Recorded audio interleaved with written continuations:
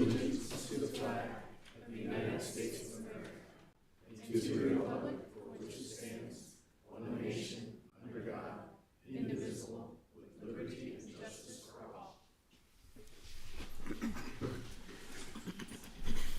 right, will the town clerk please take roll?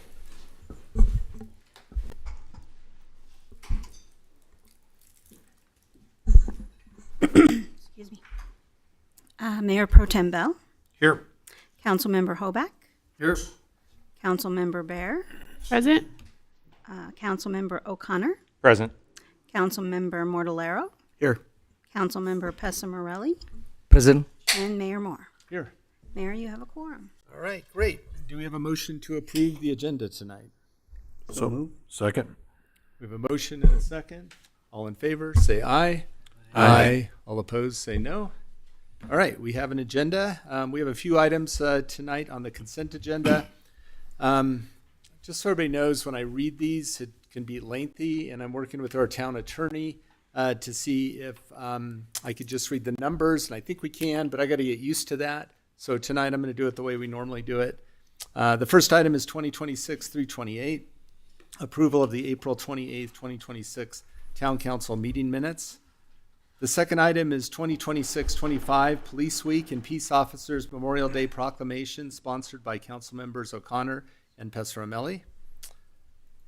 The next item is 2026-224 Asian American, Native Hawaiian, and Pacific Islander Heritage Month Proclamation, sponsored by Council Members Pesaramelli, O'Connor, and Bear.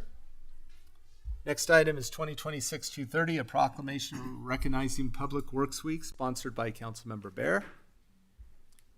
Next item is 2026-284, proclamation, which is a proclamation, the 2026 Building Safety Month, sponsored by Mayor Pro Tem Bell and Councilmember Hoback. Next item is 2026-131, a resolution of the Town Council of the Town of Erie approving an agreement for professional services with Burns McDonald for the Zone 3 Tank Systems Improvement Project. Item 2026-229, a resolution of the Town Council of the Town of Erie approving a construction contract with Western Plains Construction for the 2026 Street Maintenance Phase 2.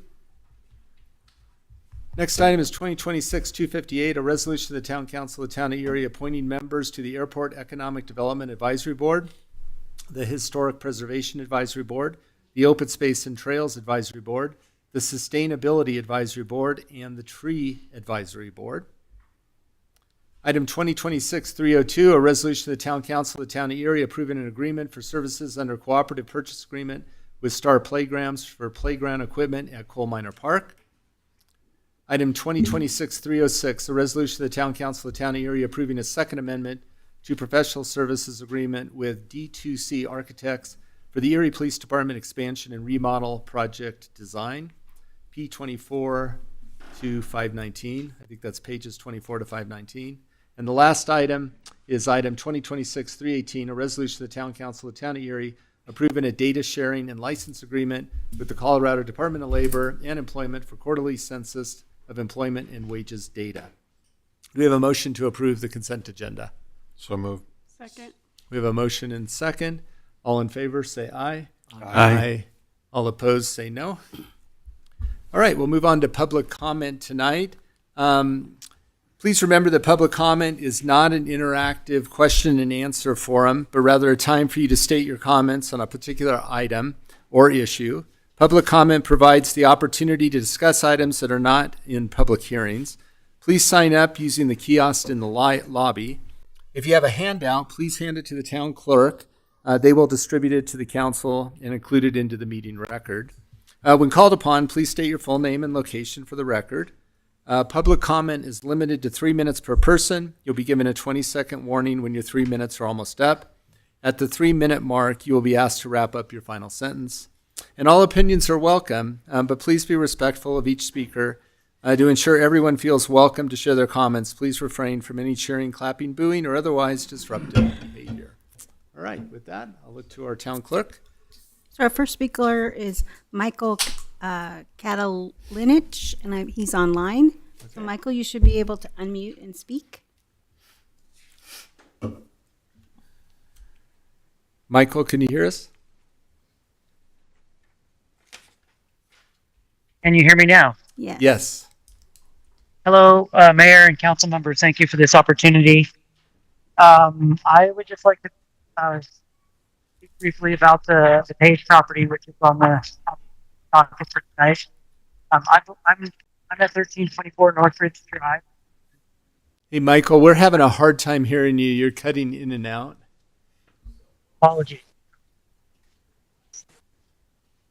I think we've now Microphone lost. is on. I think what we're going to do is Can you we're hear going me to now? move. Oop. Go ahead. Try again. Sorry, this hopefully will only take 1 minute. And that we I can want to hear- talk about. We can hear you much better. Perfect. It was a microphone issue on my end. I believe the highest and best long-term community value of the Page property is for it to remain open space. Preserving this land would help connect Coal Creek Park, Reliance Park, and the ongoing flood mitigation and trail restoration work along Coal Creek. And I believe these assets together could form a continuous corridor that supports recreation, habitat, drainage, and the community character through this part of Erie. Development may provide short-term benefits, but preservation would provide long-lasting public value. And if this property were to be developed, the opportunity to create that connected open space corridor is gone. So I respectfully urge the council to prioritize preservation of the Page property and to explore every available partnership, grant, and funding option before moving towards any development. Thank you. That's all I had. All right. Thank you. Next is Sherry Breimer, and she is online as well. Okay. Where did she go? Oh.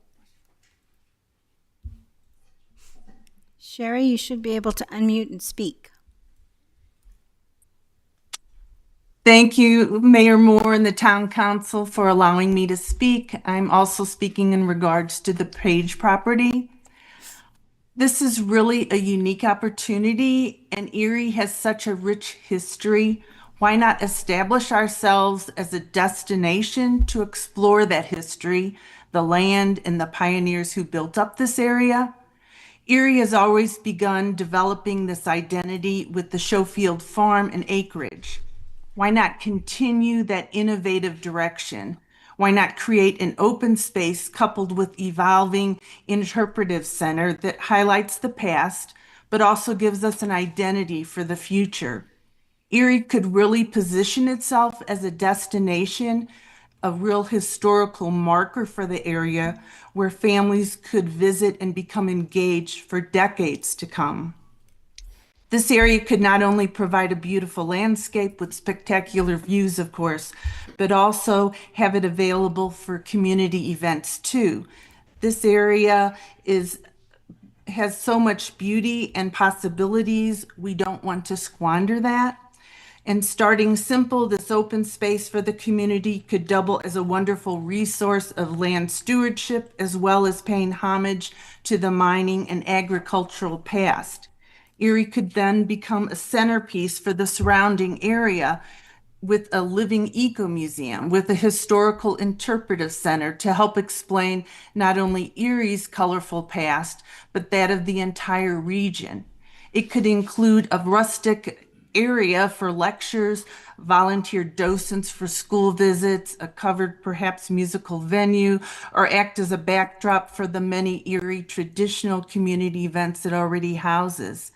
It could be a small-scale living working farm, perhaps, a barn that houses space for an indoor farmer's market, a broad gathering space for local events with lawn seating, all intermingled within trails and nature. And any of these could all be encompassed in the same wonderful open space with the lovely connection directly to downtown.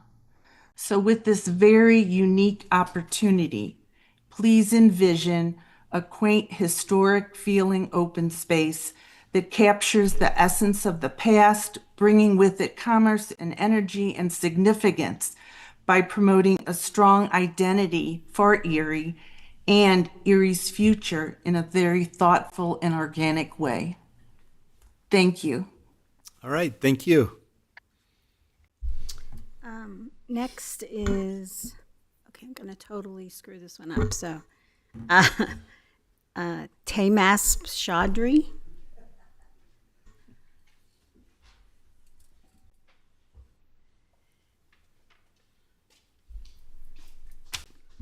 Tomas Chaudhary, Erie resident. I'm going to be talking about the Erie Community Police Academy. I prepared a statement. Good evening, members of the Town Council and fellow Erie community members.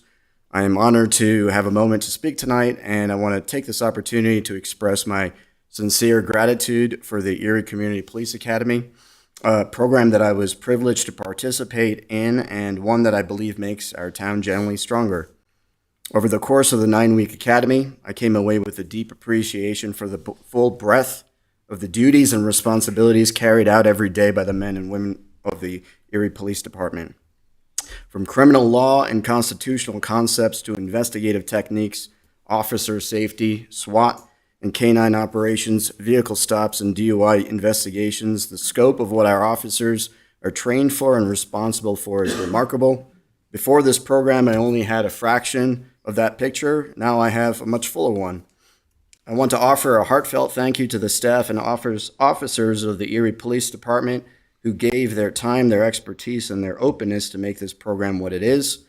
Your willingness to pull back the curtain and share the real work of policing with your community speaks volumes about the kind of department you are. I was also genuinely moved by the diversity of my fellow participants, neighbors from all walks of life, backgrounds, and perspectives who came together with a shared desire to understand and engage with their community. That to me is Erie at its best. Programs like the Community Police Academy represent exactly the kind of investment that pays dividends far beyond what any budget line can capture. In trust, in mutual understanding, and in civic pride, I strongly encourage this council to continue funding this program for the foreseeable future. It is a benefit to every town resident of this town, whether they participate directly or simply live alongside those of us who have. Thank you. And lastly, I want to give a shout out to Courtney Slama, who is our Community Outreach and Training Coordinator. And Chief Mathis is sitting back there. Had a really good time learning. He's a very funny guy too, so I had a very good time going to this academy. So thank you so much. Yeah, thank you for bringing a positive message to us tonight. Next is Megan Hughes.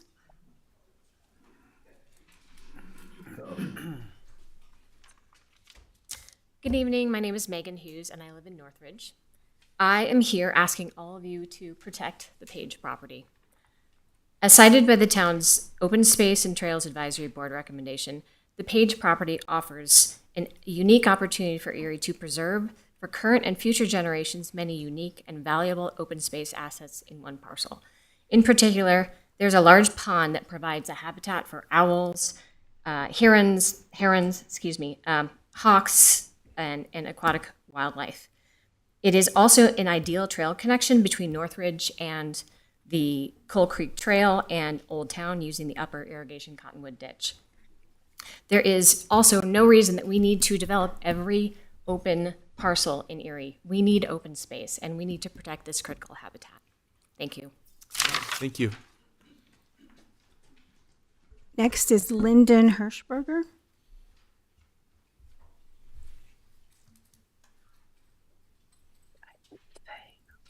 Good evening, and thanks for hearing us. I'm here to talk about the police academy. Also, a friend of mine told me he went to the one in Brighton, and he was just surprised at all the information he got. So signed up, didn't know what to expect. Very interesting, and the perspective that I came away with of how the town is growing and how we're affecting all that. And the different things that the police officers go through was just very eye-opening.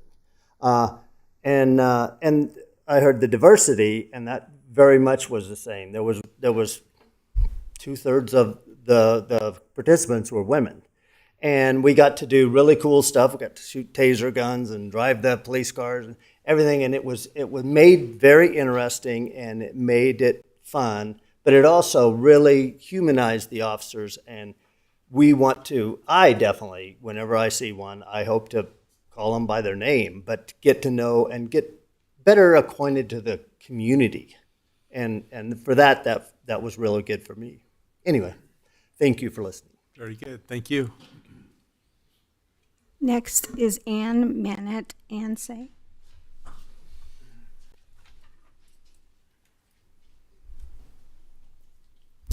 Hello, thank you so much for giving us this opportunity to speak to you this evening.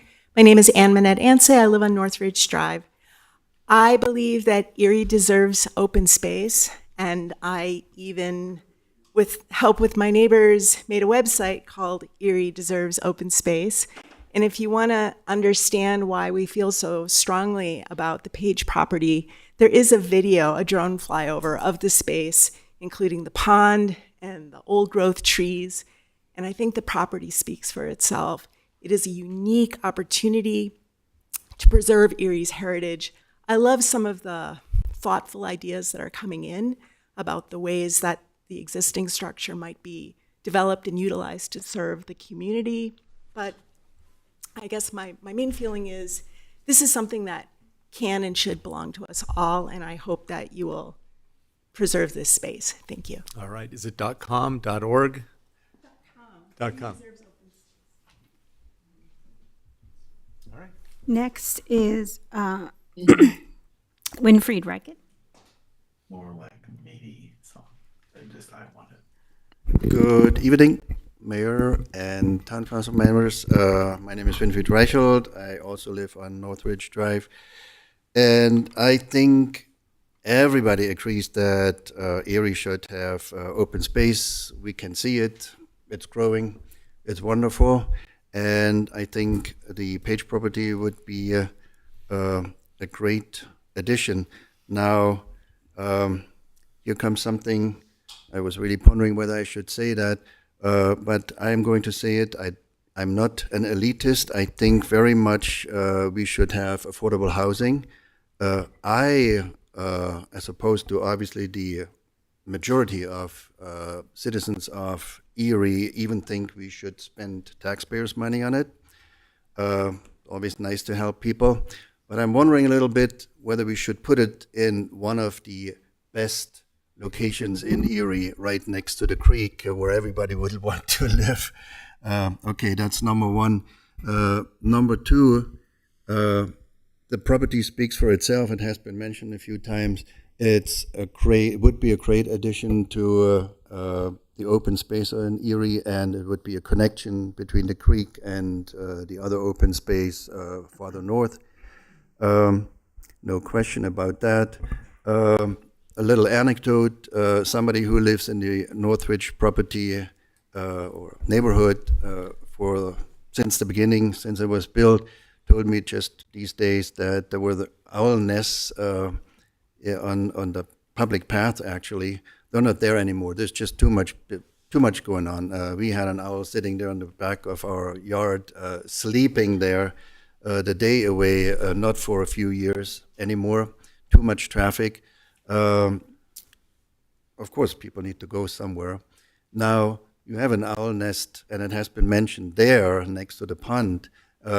Guess what's going to happen if you build there? They might even leave if a lot of people use the open space, but they will definitely leave if you put any development in beyond open space. So some people don't care. I do. Other people do. I think it's worth keeping some nature around us. It's beneficial for all of us. I think that's pretty much. Oh, there's one little thing. Of course, any development we put in there, and here my concerns are a little bit more general. Any development, and that included, needs more water.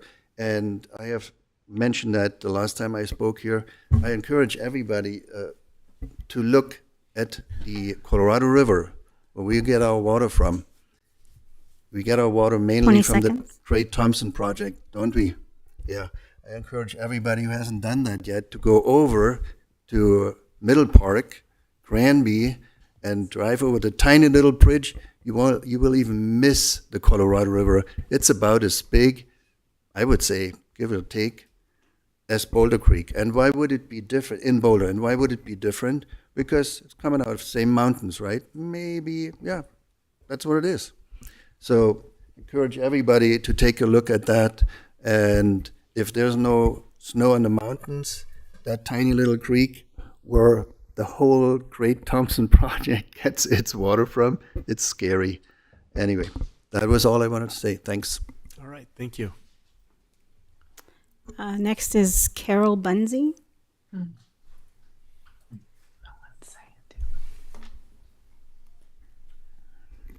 Thank you for allowing me to speak. My name is Carol Bunzy. Moved to Erie 20 years ago, and when we moved on to Northridge Drive, the Page property was occupied by buffalo. Everybody remember that? Very, very cool. I want to bring back the buffalo. Thank you. That was it. Next is Frank Strazabasco. Good evening. My name is Frank Strazabasco. I live in Northridge as well. I'm just going to speak extemporaneously. I don't have any particular thing written down, but I want to just express my vehement opposition to taxpayer money going to a church of any kind, and especially a mega church. Like, do we need another church? I mean, there's a church on every corner, basically. And as I understand it, the taxpayer money went for open space. And I don't see how allowing a church to come in has any benefit either to the tax base, because they're nonprofits, right? They're tax-free, or has any benefit for us as taxpayers paying into open space. Doesn't make any sense to me at all to have a church there. So that's what I want to mention, and I hope you could consider voting against it. Thank you. All right, thank you. Done. Next is Rose Butterworth. Still on the agenda. I know, but it's still in there. Oh, how cute. My name is Rose, and I am in second grade. I live in Pierce Street. In my opinion, I don't want you to develop this open space because the animals and plants need a spot to live. Another reason is I think we should keep Erie the same. My final reason is children should have a spot to run around. At least I would. I would anyway. Very good, thank you. Oh yeah, we're not supposed to clap.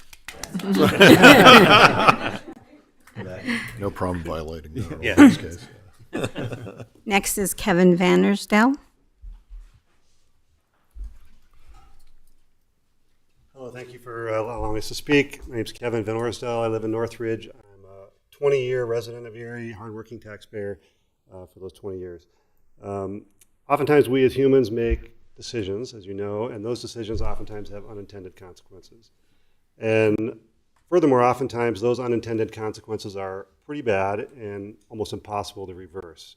What I'm concerned about with regards to the Page property is we've already seen a proposal for that property that I understand has been dismissed, but that had a number of unintended consequences that were kind of obvious, actually, especially with regards to traffic flow and traffic control. We have examples of Erie making decisions with regards to traffic that aren't the greatest. Number one, from the point of view of Northridge, as I'm sure you know, is a poorly designed interface between Morgan Hill and Northridge.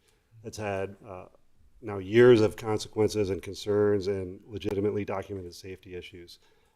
Shall I say the progressive lane design in front of the grade school over here has already had unintended consequences, and I'm pretty sure we'll have more of those as time goes on, which are concerning. So I'm concerned about the traffic design that may be involved in any significant development of this Page property.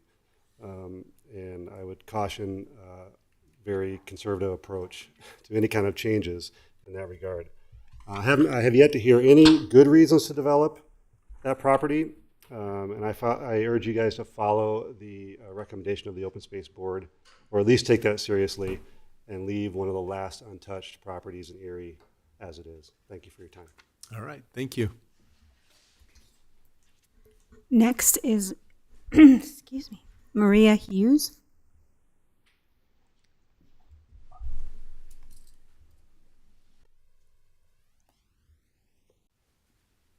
Both Sherry and Hello, Dave watch. thank you for allowing me to speak. I don't really have anything prepared to say. I moved here 2 years ago. If just say your name and. Maria Hughes. Okay. And I live in Erie. Okay, that's it. This is my second year here. And one of the reasons I liked this area in the first place was the open space and the trails.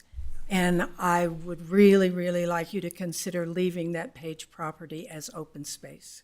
That's all I have to say. All right, Thank you. Thank you. Next is Dan Walker. There's more people than.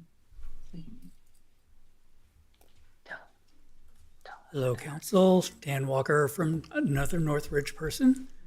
First time I talked to the town council, Vic Smith was sitting right there. Well, it wasn't downstairs. It was in a little tiny classroom over by the front door. Oh my gosh. I've been here a while. Yes.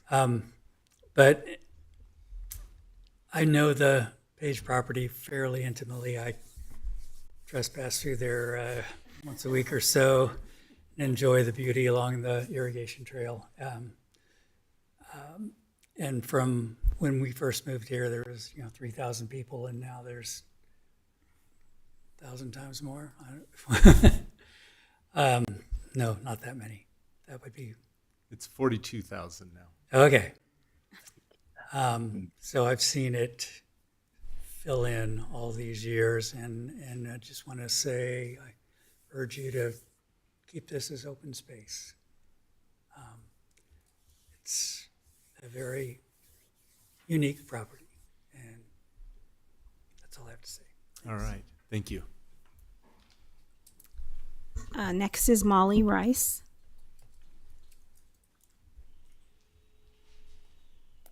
Hi, Molly Rice, and I live on Northridge Drive. I have lived in Erie for about 22 years, started in Country Meadows and moved over here to Northridge. And I didn't plan to speak today, but I just felt the need. I would say that the Page property is probably the most special place that we have in Erie as far as wildlife, the views that we have, the beautiful trees. I myself walk through there on a regular basis, and I know a family of owls that lives right there and some of those big, beautiful trees. I've come across coyotes, ducks, cranes, snakes, all of the wildlife that, makes a big difference and really brings character to where we live. So I just wanted to say that I firsthand, it would be just an absolute shame to see that go away. So important for our community to still have these places that we can be proud of and spend time in. So thank you. All right. Thank you. It's being recorded, so I'm telling them they can always watch it afterwards to hear you. Because Adam, we can hear somebody talking over the speakers. That was weird. That was our last speaker. Or I'm hearing voices, one of the two. That was our. There might be someone signing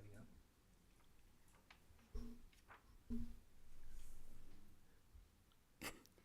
Chief, can I impose on you to see if the person out there is signing up to speak at public comment?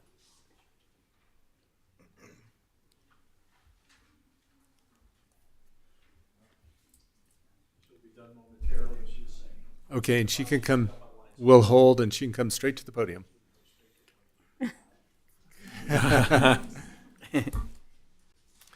Your timing was exactly when we were ending. When So I signed up a month ago online, I was feeling very brave. And now I'm not feeling so brave, but that's fine. I'm here.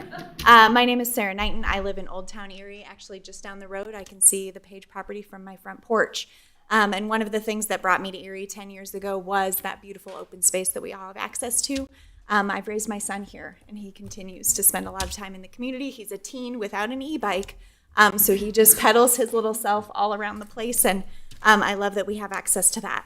I have a couple of concerns around developing the Page property. The first one being around infrastructure in particular. You know, I know Erie has grown a lot, but really in the Old Town area, we've maintained that kind of small town infrastructure. And what that means is that when things get really busy, it can become incredibly dangerous. And again, as a resident of Old Town, I've experienced, you know, near vehicular crashes when I'm walking, when I'm driving, just because it's such a tight area. And so if we get a lot of traffic, I'm concerned about what that will mean in terms of safety for both pedestrians, cyclists, and also just the vehicles moving around town. I think that's a big concern.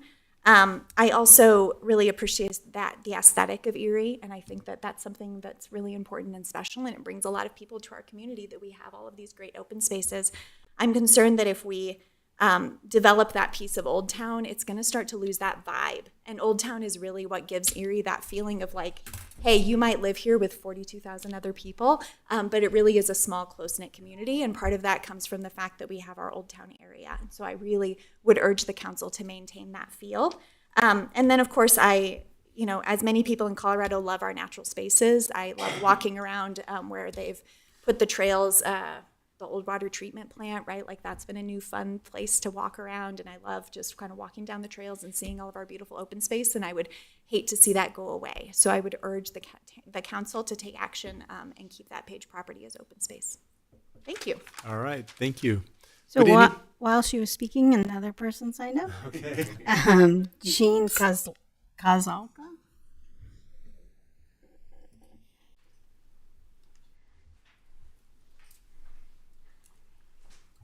Hi there, I'm Jean Kozalka, Erie resident for 26 years, and I agree with everything that everybody said about saving the Page property.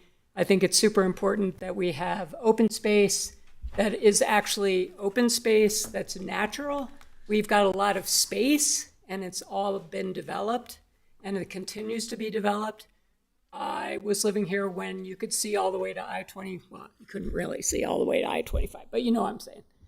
There was nothing between Old Town and I-25, and it was lovely. I've actually seen elk back there, and I do know what elk are.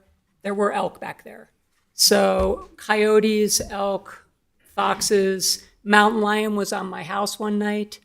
So I just think it is really, really important for us to have that open space stay as natural as possible and developing it, while I also believe that I would like to see housing that's affordable for people. I don't think that that is the correct place to build affordable housing. I think we need to balance our affordable housing with our open spaces. And right now, I think we need our open space the most. And then the other thing is the water issue, which we're going to run out of water, folks. I mean, it's not a mystery. We're running out of water. And we keep on building, and we keep using more and more water. You build more, they're going to come, they're going to use more water. So please save the Page property and leave it as open space. We really, really need our open space. Thank you very much. All right, thank you. Is there anybody else in the audience who would like to address us tonight? Come on up.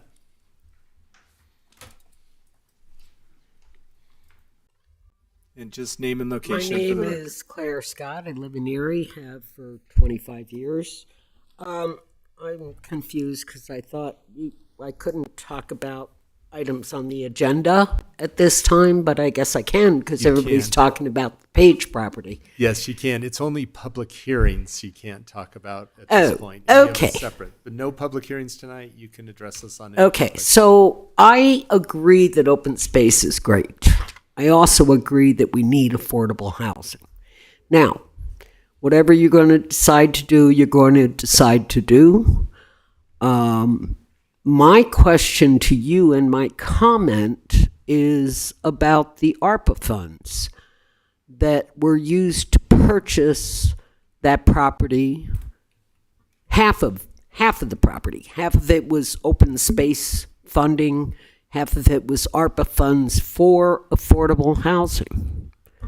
So what does that do to the city having to repay those ARPA funds is my question. And maybe this is a question better kept till after the full presentation. I'm all for affordable housing, and we're running out of places to put it. It needs to be accessible to downtown, to Old Town, where people can walk to work. You know, I'm not against keeping the Page property as open space. But what are you going to do with those ARPA funds for affordable housing? They have to be spent by the end of the year. So that's my comment. Thank you. All right, thank you. Anybody else like to address us tonight?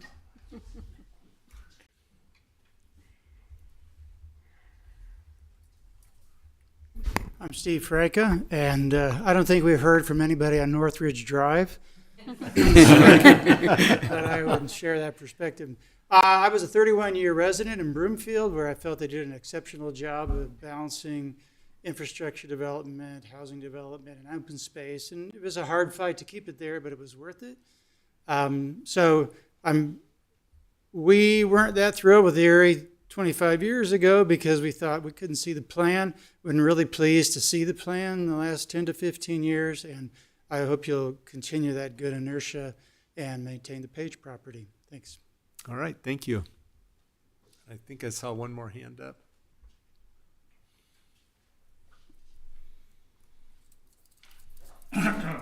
Yeah, my name is Mike Katernick, and I'm a Northridge resident. We've lived here about 16 years and have really appreciated that open space down there. Seen a lot of changes that has happened in our town, but to take something and turn it into something that may not be conducive to what we would like. Remember, you're elected officials here. We voted you in here to represent us. So what we're saying loud and clear, if you can hear it from all these people tonight, we want to leave that property as open space. And I want one other thing that I'd like you to consider is a method to codify the results of what happens here so that future boards don't turn around and make a change and we're back here again repeating ourselves. Thank you. Thank you. All right, last chance. All right, seeing no other participants in the public comment section, we'll go on to our general business. And the first item is not the Page property. That'll be the second item. But you'll get to hear about water. So with that, we'll move on to item 2026-319.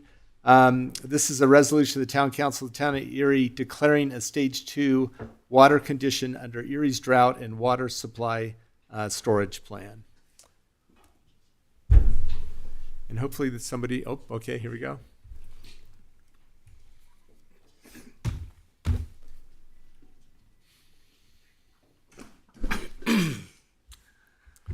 Hello, Mayor, Town Council. My name is Dylan King, Sustainability and Water Conservation Specialist here at the town.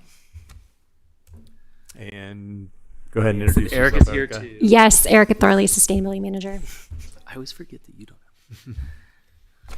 So, a quick run through the agenda. Wanted to talk about drought response to date, a little background behind the plan itself, the drought stage 2 response measures, and then talk through any questions or concerns that folks may have. So, for those of you that don't remember, we did declare the water shortage emergency back on March 20th of this year, 2026. Since that time, we've continued to see the ongoing snow drought and record high temperatures. Those high temperatures have persisted through March, but obviously things have cooled down a little bit since then. March was the hottest March on record in 131 years of record keeping. After we lifted the water shortage emergency at the beginning of April, we're talking around the 3rd or the 4th of April, we were recommending a 2-day-a-week watering schedule for all water users. The map that you see here is dated Thursday, May 7th. It's just showing the drought situation statewide. I looked today to see if it had been updated, to see if I could give you all a better one. It's not been updated, so we're dealing with week-old data, but I'm assuming that things have not changed dramatically, even though we did see that large moisture event here last week. So the drought and water supply shortage plan is essentially just a plan to help us with resiliency and making sure that we have the water supply that we need here in town. It's a dynamic plan that has 4 different measures. It allows us to increase or decrease the actions that we're taking by looking at regional regional concerns, regional situations, as well as a calculated index. The stage 2 that we're talking to you all about tonight calls for increased conservation measures and outdoor irrigation reductions. It also calls for, the plan itself calls for a formation of staff-led drought response task force for ongoing monitoring, especially in these dry years. The plan itself talks about how monitoring in most years will be heavily focused on early spring, about March to May. However, it does call for increased monitoring and ongoing monitoring throughout the irrigation season, as well as even beyond that in dry years like we're seeing now. So that would be one of the things that that task force would be taking on. Wanted to run through the stage 2 response measures or actions. There are a lot of them, but I tried to boil it down to a couple of bullet points because it's a slideshow and nobody wants to look through a million tables. However, we did attach those tables as a separate slideshow if we do want to go through it at any point this evening. So what the town is doing on our active parks and rec areas as well, not just active. We are reducing irrigation use across all town-owned land. Specifically, in these active areas, we will still be seeing water. A lot of the reduction that we're seeing is across the more passive areas in town. So areas that don't see as much traffic, basically. We have decided that we're targeting a 20% savings relative to the historical irrigation average across a 5-year rolling average for the reduction on town-owned land. When it comes to high residential water users, we've done this action item in the past, but calls for it in the plan. We will provide outreach to our highest water users. So that's folks that are built in their tier 3 and tier 4 rates to try to figure out how we can help them reduce water, including free irrigation audits that we offer to all residents, but that's one of the easy levers that we can pull. For the large public irrigators, think the golf club, school districts, large HOAs, things like that, we do targeted outreach to those folks and start to have meetings with them. Todd and I met with the golf course this afternoon. He's had ongoing conversations with them, as well as other metro districts and large HOAs across town. And then specifically around residents, businesses, HOAs, schools, really all users when it comes to that turf grass areas, we are asking for voluntary reductions in outdoor water usage. So essentially that is eliminating the waste of water, and watering should not exceed 2 times per week and only occur from 8 p.m. to 8 a.m. Obviously to dodge losses to evaporation and transpiration and all that fun stuff. And then last little page here, commercial actions when it comes to this stage 2. Car washes without recycled water. So every time you see voluntary in this language, it's a little bit confusing. It's just meant to say these actions are voluntary. We're just trying to promote best practices across all of these different commercial car washes. And then with construction water, we're reaching out to those construction firms to, again, encourage the most efficient use of water possible. Again, I know that you guys had seen this in a previous slide, but wanted to touch on it. This is roughly how this 2-day watering schedule works. So it's an even, odd breakdown by address, and that's how you decide your watering days. We need to talk as a group, and I should say we'll be meeting, our first meeting as a group, a task-led group will be this Friday for this drought response, to run through some things that I think could clean this up even more, right? So for large irrigation controllers and HOAs, for example, that may not have an exact address, how are we dealing with those accounts? And so I think there's a little bit of cleanup to be done, just to say that out loud. But this is essentially how the 2-day-a-week watering schedule works, with this 3rd day that could come into play later as things continue to stay hot and dry, potentially. It's just something we'll talk about as a group moving forward.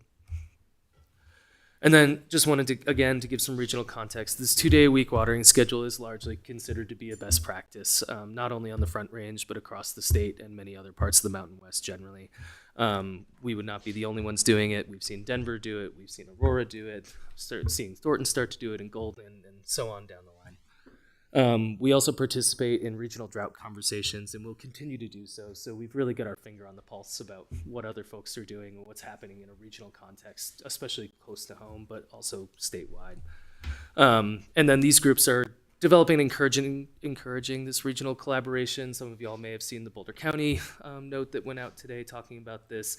Northern Water has a similar kind of press release that's going out.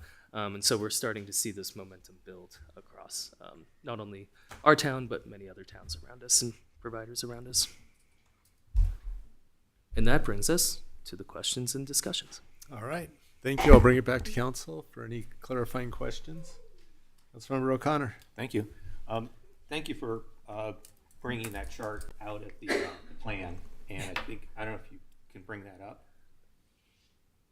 Can I do it? I can't. I didn't think so. I can't. The which chart? I attached the second slideshow that just had Oh. And Adam may be able to. Adam is the man behind the curtain. and He Adam may be do able this. to. Yeah. I think it's the the drought stage response measures tables will be slides that has all the tables drawn on the plan.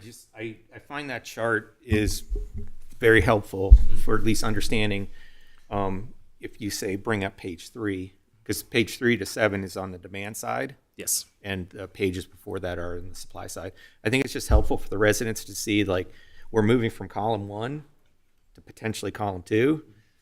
And here's maybe where we're headed if we need to head that way. And it gives them an idea of, well, maybe we should make an effort to conserve on our side because we don't want to necessarily get into column 3 and column 4. So I appreciate you bringing that up, and hopefully it helps to provide more context for what it means to be in stage 2 or moving into stage 2. So thank you. Yeah. You're welcome. Okay. Other comments, questions? Councilmember Bear? I was just curious. You called out car washes and best management practices. Do we have recommendations for them, or they just they'll tell us, or? Yeah. So in the industry, the best management practices is recycling water systems, and we did talk with our public works folks about who has them and who doesn't in town. There's only a handful that don't, and only one of them is operable in town. You'll also notice that in stage 3, we talk about, for those that don't have recycled watering systems, it needs to use less than 40 gallons per vehicle. So I guess that would be another point where we're making this recommendation about what a best management practice is. So it's not necessarily written down in this plan from our point of view. However, the industry polices itself pretty well, and recycled systems are starting to become more and more ubiquitous across the industry. Okay.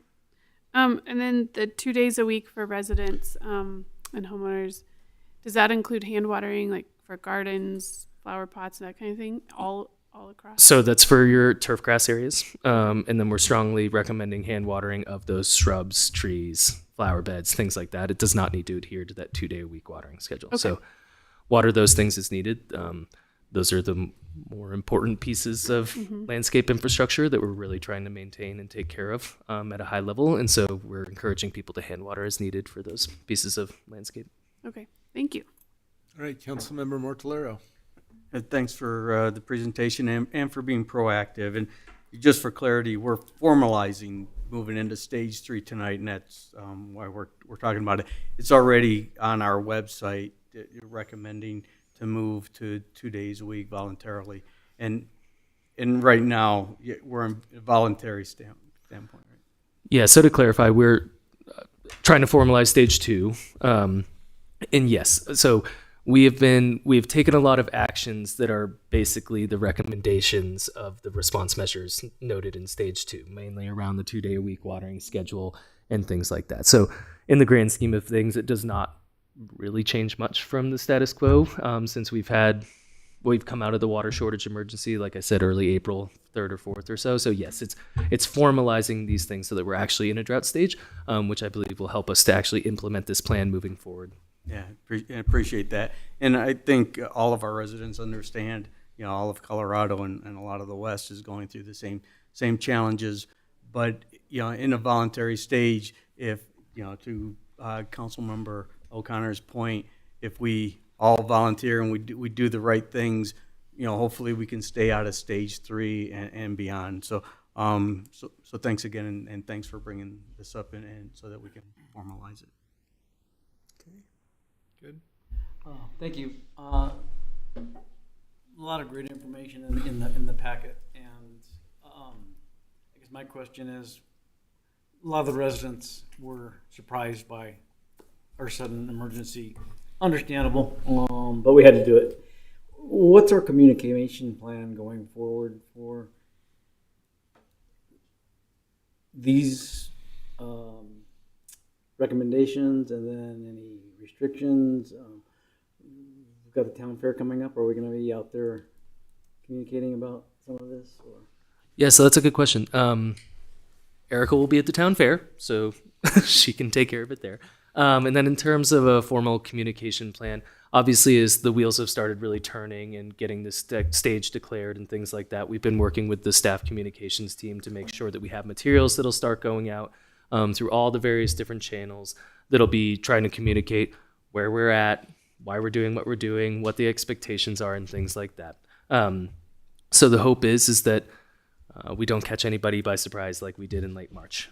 We're trying to make sure that everybody knows exactly what's going on. And then also, quite frankly, there are a lot of phone numbers and emails out there and different ways of getting a hold of us. And we're just encouraging people to reach out to us with any questions or concerns. But, if and when this were to be declared, the communications team is ready to go with getting the word out, like I said, through social media and bill inserts and any way else that we can start talking about it. We'll hopefully be taking advantage of all of those. Okay, thank you. More sooner is better, right? Exactly. Councilmember Pestromelli? So my question is, have you run any models of if we go at the same pace or if the usage is more, how long do we have until we hit stage 3? Or no is the easy answer. We don't have any concrete modeling to say, we'll take these response measures, it'll reduce it by this much, and if we don't, this is where we end up. I think that the important thing to remember is that this plan is an iterative one. It allows us to continue to move and make decisions based on what we're seeing on the ground, what kind of reductions we're seeing from these response measures, what that drought index is doing, what other municipalities and providers are doing around us. So while we don't have a concrete model of if this, then this, we do have the ability to move relatively quickly to make sure that we're meeting whatever demands that we see. Yeah, that was the point of what is a contingency plan. If it increases or if it decreases, simple statistical model of how soon or how much time do we have until we hit stage 3. Yeah. So just a point. Yep. Yeah, and we'll Thank keep these meetings from the staff perspective will continue to happen, I would guess, on a weekly basis at this point, just to make sure we're really staying on top of it. And then if anything changes, we're back here talking to all you fine folk. Thank you. All right. Go ahead, Mayor Pro Tem. Thank you. I think most of my questions were answered. Thank you for the presentation. I appreciate being proactive on this. I think it's certainly on everyone's mind. I guess my only remaining question, so again, I understand we moved to stage 3, there may be another declaration, but with this particular one, is this just in perpetuity until we declare that we're no longer in this, or what? Yeah, the Section 8-1-10 of the Erie Municipal Code provides that the restrictions shall continue in full force and effect until the utilities director has determined that the water shortage response level has changed or that the projected water supply shortage has ended. So the code sets it up where the utilities director has the authority to make the decision to lift this restriction. Okay. Yep. All right. Thank you. Yep. That's all I had. Yep. All right. So just a couple questions here. You mentioned car washing on the commercial side. Can you wash your car by hand? You can. We're asking folks to think about not. So it's a voluntary prohibition. So we're just trying to say, hey, because there are these facilities that utilize recycled water and things like that, please do so. I just candidly, I talked to a lot of folks during the water shortage emergency that were trying to sell houses and clean them off or things like that. And it's like, hey, not right now. We're in an emergency. But in this stage 2, obviously you could. We're just voluntarily asking folks to choose different options. Yeah, and I think one of the key parts of that message is it's more effective to go to a car wash than it is to wash your car in your driveway. All right, and then I imagine we will have some residents that are calling in, maybe to the police department, maybe to town hall, saying that somebody isn't following something here. And so what is our response reaction to those that likely will do that? Yeah, so we have a waste of water ordinance that's 8111. Elliot can double check me, but when it comes to the enforcement of that ordinance, there's still some work to be done, frankly. And I think that that's a lot of the work that will start to come out once this drought team starts to get together to figure out, what does this enforcement mechanism look like? We do have the loose structure of warning, fine, that's in place. Elliot, again, correct me if I'm wrong. And so, we have the loose framework and a skeleton of how this will work. And then we also have the see, click, fix stuff where people can report problems that are happening. So that'll be another tool in the water waste tool belt. To answer your question specifically, well, it's a work in progress. All right. And so our code enforcement officer may be sent out. And I think, this is one of these things that I'm hopeful most people will say, I get it. I need to dial back. And, my lawn does not have to be perfectly green. I get it for those that really like a perfectly green lawn, that may be hard, but this is where we're at. And it's getting everybody to be part of the team here. All right, with that, I'll see if there's a motion to approve Resolution 26097. So moved. Second. We have a motion and a second. All in favor, say aye. Aye. All opposed, say no. Motion carries. Resolution is in place. Thank you. All right, we'll move forward to the next item, which is item 2026-317. The Page property update and discussion. You're going to take the lead, Sarah? All right, I'll turn it over to Sarah Namella, our Director of Community Development. All right. Thank you, Mayor Pro Tem, council members. My name is Sarah Nirmala. I'm the Director of Planning and Development, and I am joined by Luke Bollinger, our Director of Parks and Recreation. So, let's see. Tonight, we are overall seeking direction from the council for the future of the Page property. I'm going to provide just a very brief history of our relationship with the Page property, walk you through the alternatives that you've seen in the past year plus, and hopefully get some direction from you and talk about next steps. I'll just say over on the right part of this slide, this is a good visual of where this property is. A lot of folks have talked about it being next to the Northridge neighborhood. You can see it's just southeast of that neighborhood, and it's just northeast of our Old Town neighborhood. And it's approximately 50 acres. It used to be in Weld County, and that's kind of where we are, where the history started. The property, at the time that we began engaging with it, was actually under code enforcement with Weld County. It had a lot of complaints about the uses that were on the site, which included some industrial uses, even though it should have been agriculture.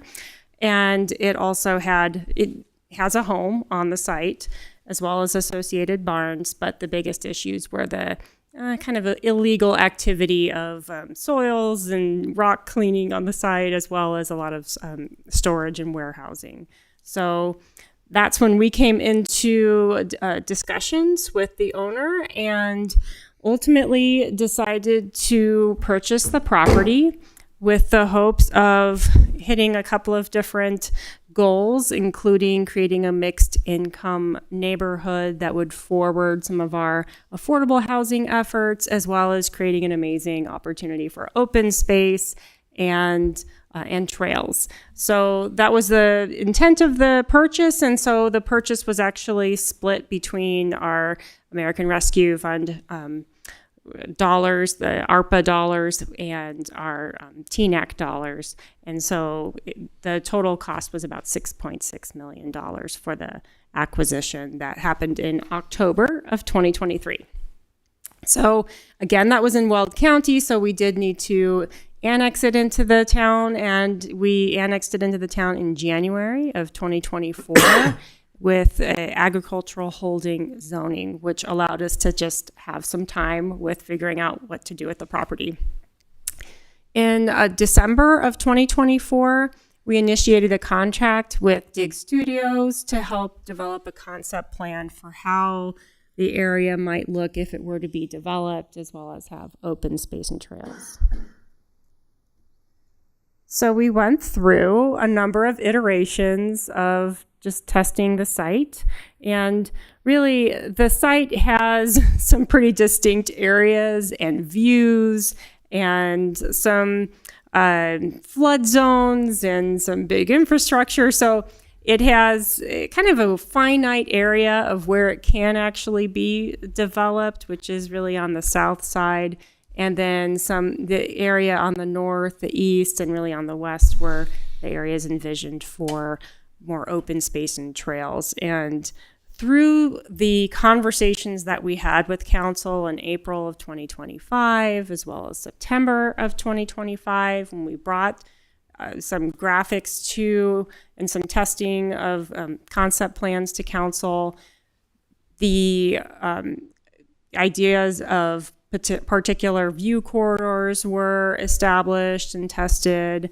And I would say that we also had some conversations with our OSTAB board.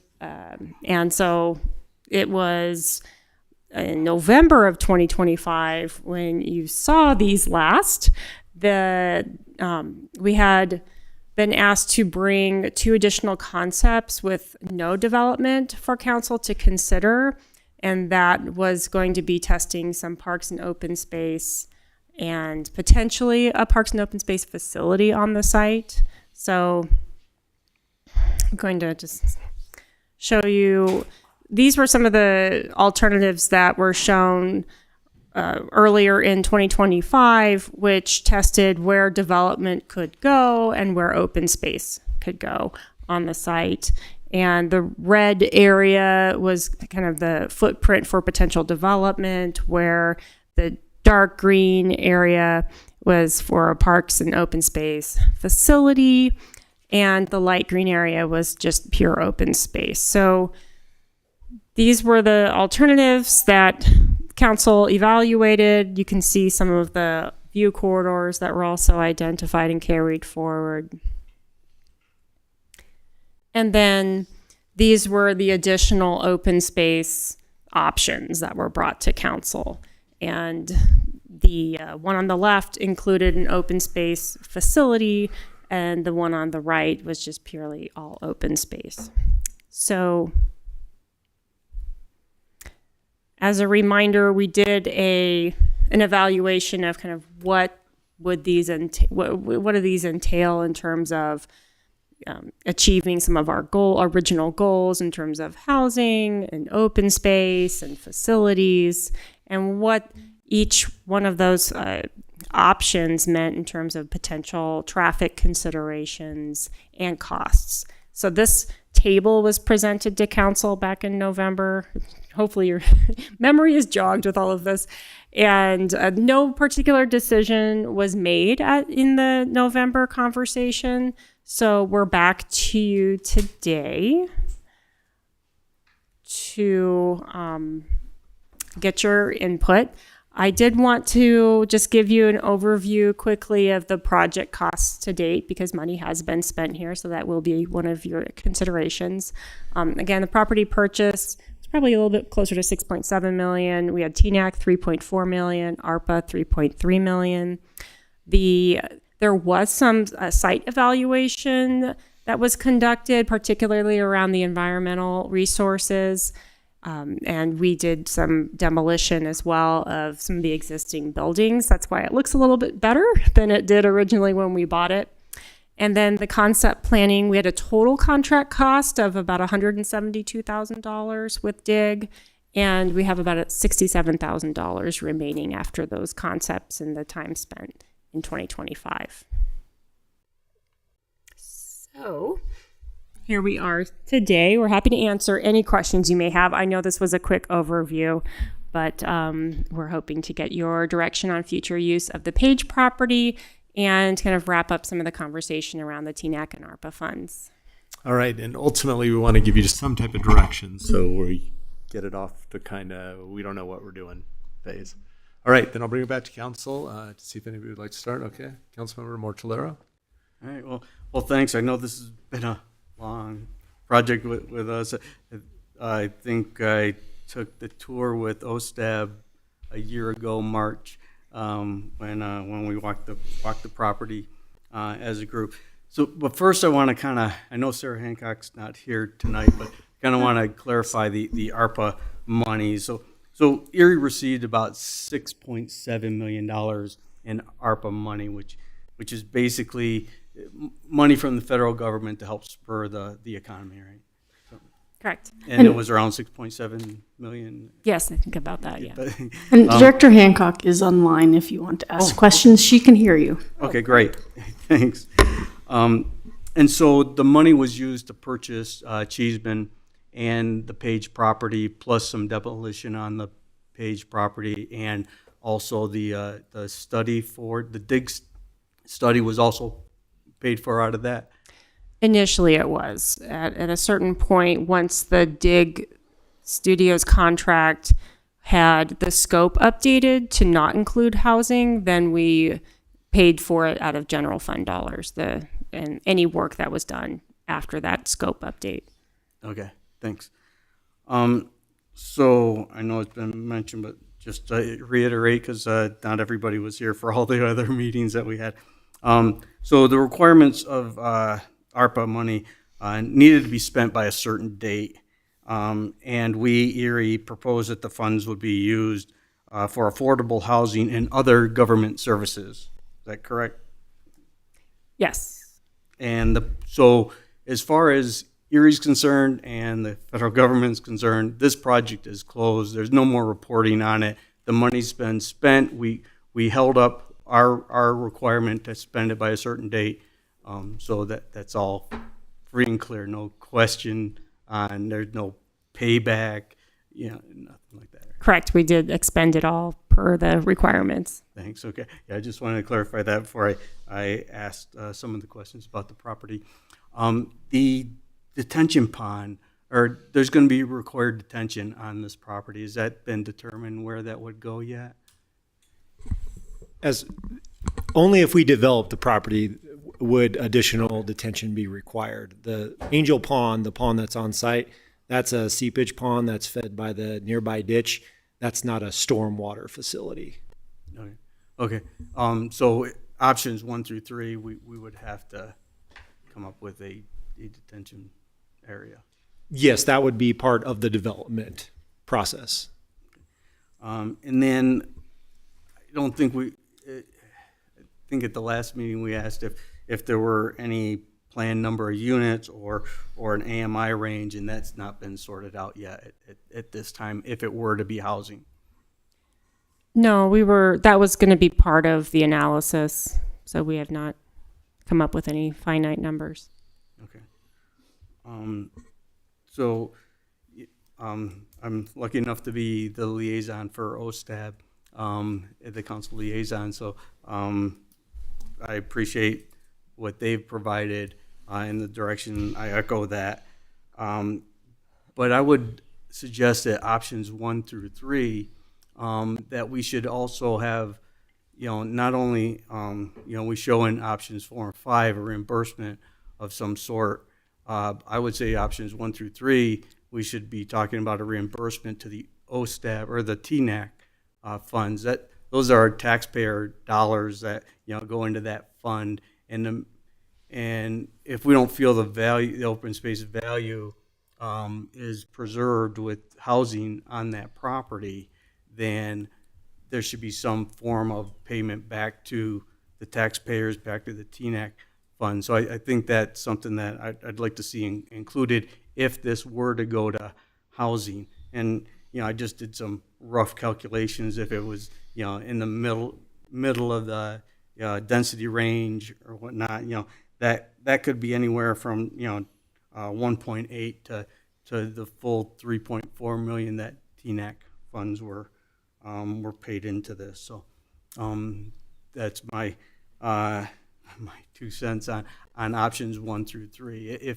If we were to go that way, I would like to see a proposal for paying back some of the TNAC dollars. All right. Other comments? Go ahead, Councilmember Hoback. Just real quick, following up on Councilmember Mortalero's question about the ARPA funds. What's our certainty that there would not be a later audit that might check up on these funds? I know the project closed, but I also know sometimes there are post-activity audits that as to the use of the funds. I don't know if Director Hancock would like to answer that. Yes, can you all hear me? Yes. Yes. Yes, Sarah Hancock, Director of Finance. And I'm so sorry, Councilmember Hoback, can you lean into the mic a little bit more and repeat your question? I apologize, I couldn't hear you very well. Sure. Sorry about that. Yeah, I was just curious, even though the project is completely closed, the funds have been dispersed, and et cetera, et cetera, et cetera, do we have, what's our level of comfort that there won't be some sort of an audit at a later date saying, just following up on how we spent the funds? That's a great question. We have had our auditors do single audit reviews of the ARPA funds every year since we received those funds and expended any of them.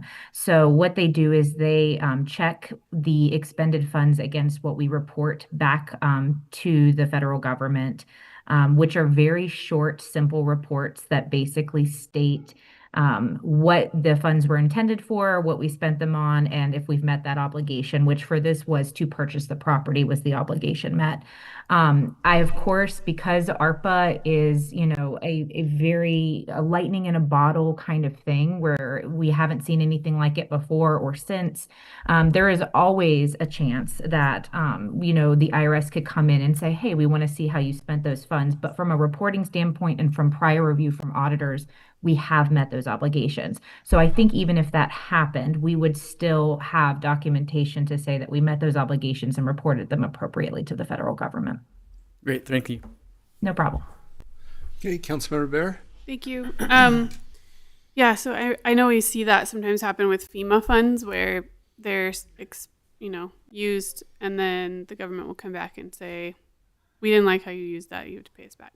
So I do have some concern about that. I don't think we can ever be 100% sure, but I think I totally trust our finance team and that we have met our obligations there as far as we know how to meet it, since it's a lightning in a bottle situation. I did want to mention, I think the Page property, if I remember right, has 54 encumbrances. Does that sound right? There's a lot. Yeah, that between floodplain, wastewater access, water. So the buildability of that property is really less than half, or 50% of the property. And so to Councilmember Mortalero's concern about refunding the funds to TNAC, I think that half of the property was paid for with TNAC funds and more than half would end up being open space. But I'm totally open to considering that, but I do think that it's not feasible to use 100% of the land. So for affordable housing, should we do that? Also, we never mentioned the church, and so I bet some folks are like, wait, why did we all get so upset about a church and then there's no church mentioned? So that was a situation that came forward that a church was interested in swapping land with the town and to locate a church, a campus there, and they have withdrawn that pre-application, correct? Yes, we did one pre-app with them and they did not move forward. Okay. So just want to set everyone's mind at ease there. And then, we've certainly heard from the Northridge neighborhood and, there's a lot of interest in keeping this open space. I think if that's what we should do, then we can do that. But I do believe we need to continue our commitment to meet the community's desires, and we know that affordable housing is a top 4 priority for the community based on last year's snapshot survey questionnaire that we did, and also confirming the long-term, decade-long survey that was statistically relevant. So because of those things, I think that we do need to look at refunding ARPA funds they're spent, they're no longer ARPA funds, but refunding the funds spent on this piece of land with the intention to develop affordable housing so that those can be spent on actual housing and affordability in some capacity, whether that's purchasing other land, whether that's helping with down payment assistance or maintaining a permanently affordable development. I think that that's important. I also wonder, Director Bollinger, if you could talk about, we've heard lots of ideas from folks about what this could look like. And so many wonderful ideas, but I wonder from a just feasibility, how does this work in our capital improvement funds and our work plan? Can you talk to us about that a little bit? Yeah, absolutely. So I think our first step would be we're planning on doing an open space management plan refresh in 2027 with all of our properties. And if this property would be all open space, then this would be a property on our list that we would evaluate as part of that plan to figure out what do we need to do with it in terms of reclamation, where do trails go? So sort of almost like a small conceptual plan for it, but really focused on the rehabilitating the natural areas. As far as the two structures on the site, that all comes down to availability of funds, priority of different projects, right? Right now, we're just using it as storage for equipment because we're short of space at the Leon A. World Service Center.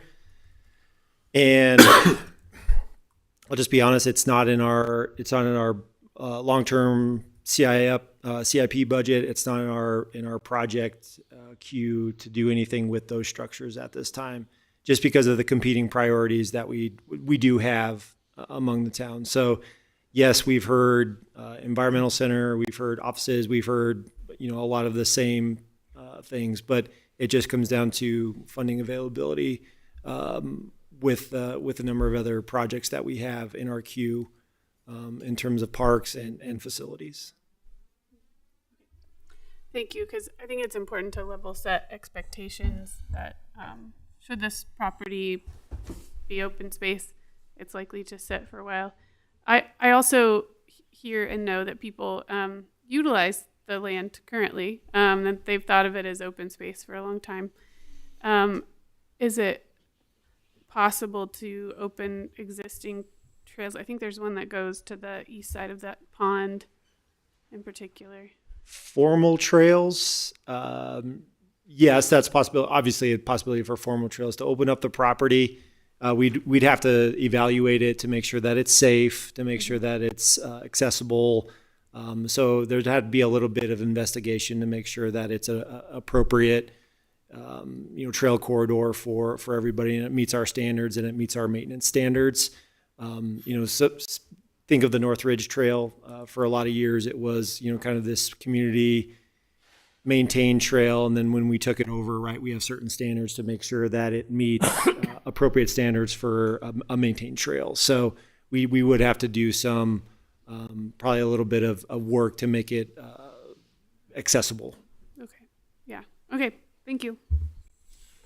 Follow up to that, if I may? Yes, go ahead. Short of a major, plan, knowing that residents do use it anyway, should we have some signage that says "walk with the coyotes at your own risk" or something?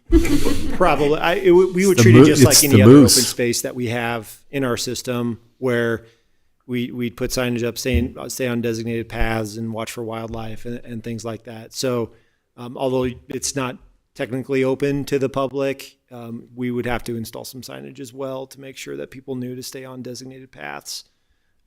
But it's just like any other open space property, is people may use it when they're not supposed to, and that just comes down to enforcement, and hopefully people are at least being safe and using it where they're supposed to be using it. All right, thank you. Councilmember Pistromeli. Yeah. We see options 1 to 3 and loud and clear open spaces. I agree it should be. In the second half is where we need to think more, where we need the facilities to have a house. We need to buy either a land or make best use of this. And question I have is that is the 19 million like on the high end, or we just stopped looking at it, right, from last time when we said it was? So when we did present to council, we received direction not to pursue any more design for the parks and open space facilities. So at the time that Asenza presented that information, that was the estimated cost at that time, was the 19 million. So we have not pursued any further design on that facility. So I couldn't tell with any certainty on, if those costs have gone up or down, because we haven't done any more work on it. Right. And what alternatives do we have for that? We know we need to build it somewhere, right? What? I'm sorry, could you? What alternatives do we have for the alternatives? Well, I think what we're going to be start looking at is the Leonine Rural Service Center to expand in that facility through the Public Facilities Impact Fund. Okay.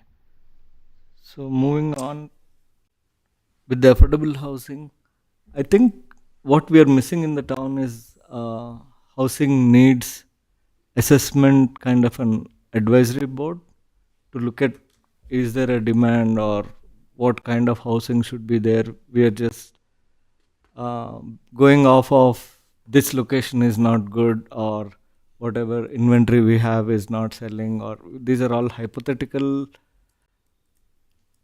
derivations. But I think it's better to have community involved as an advisory board and come up with what is necessary for the town. Do we need affordable housing? If so, what are the options? If so, if we have this ARPA funds, how do we better use them? Like if Page property is not the ideal location, where do we have this housing? And we do have a housing needs assessment that we conducted in 2022 and brought to the council in 2023, along with an associated affordable housing strategy and policy. So we still have those. The affordable housing policy was adopted at that time. The housing needs assessment could probably use a refresh. That's to help inform us. And also include it like a formal board, advisory board. That way the board will advise the council of what are the needs, and it will take the survey as an input and also come up with ideas. And that's one idea I had, or a solution for this. And I like to have the facilities in there plus the open space and affordable housing, which is starter homes, and also agree with an inventory of small homes where people can get started. And we see the middle housing is missing and the ladder is not there anymore in Erie. So options 1 to 3 with facilities, which one is that? Either one. Yeah. Thank you. Thank you. Okay. I'm looking to Councilmember O'Connor or Mayor Pro Tem Bell before I speak. I'm good. So between option 4 and 5, what is the zoning difference, if there is any, between the two different shades of green? So go up to here. We would have a the open space. I'm trying to remember. We just adopted it. What is it called? It's reserved open space. So reserved open space would be the light green, and then PLI would be the facility portion. So depending on, right now the dark green kind of could be that, but it could be smaller. Okay. And is the PLI treated the same way as open space, as in, okay. Oh. Well, I'm sorry, you're director of planning. You can probably It gives you more flexibility, obviously, to have, you could have open space on it, but it gives you the flexibility to have some type of facility on there as well. And if all of it is zoned open space, can the house be used for something like a nature center or the other ideas that were proposed? Yes, absolutely. The open space designation does allow some limited facilities. So think of Schofield is a great example of open space that has, facilities on it. They're just very limited on what they can be. Okay. And is the barn in good enough condition to use for the foreseeable future? For storage. For storage, yes. But for the foreseeable future, it's fairly, It's structurally okay. Enough for storage, yes. Fair enough. All right. Thank you. Yep, thank you. And thank you for the presentation. I know there's been a long discussion on this. I'm trying to think. I think just for the public, obviously this originated back with the prior council, and then with the Dig Studio, what we hired them to do and look at, that was, I'm trying to think, February or March of 25. So we're several years into this, but just going back to the maps that we have here, the work that Dig did to do this, and somebody asked the question about, how do we codify this? And essentially the codification is in the zoning designation, correct? Whatever we ultimately zone this as, that's what uses we can have there. Correct. It's currently ag holding, so it gives us a lot of flexibility to just keep it as it is, rehabilitate the land. But yes, to finalize the direction would be to zone it something specific. Yeah. So I think when we hired on Dig, we weren't really sure what the delineations of where we could build housings, and that's why these maps that are presented here tonight were done. So I guess there were a lot of great comments up here from my colleagues. Just kind of circling back on this whole thing. I think one of the issues, well, there are two big issues that I had, and I kind of suspected before we got the maps, but kind of when I saw the maps of how we could have maybe the housing area designated, I think there were two issues that I was concerned about. The first was that the ingress egress out of here, and one of the issues we have with that bridge on Cheeseman Street, I think Public Works Director Pasek was saying that bridge needed significant improvements to really use that as kind of an ingress egress access. Maybe you could do an emergency out of there, but so that kind of funnels everything onto County Road 1.5, and I realize we're not necessarily talking about a huge development in here, but it was a concern, and I think also just the geography here with the ditches, the pond, and the floodplain, and I know we did try to on the map there, that little green strip, we were trying to protect those view corridors, but essentially you still kind of have housing kind of going in the middle of this area. So I guess that's where I've kind of come back to where I think this probably best is preserved as open space. As far as I understand, I'm certainly concerned about affordability. I mean, I've got kids in their 20s, and my son's telling me, he doesn't know if he'll ever be able to buy a house, and that concerns me because, we want our kids to have the same opportunities that we had. So on the flip side, I think that that's kind of a macroeconomic problem, and I certainly want to partner in what we can. One of the things that I would like to see, whatever we decide to do monetarily wise, I guess with the funding,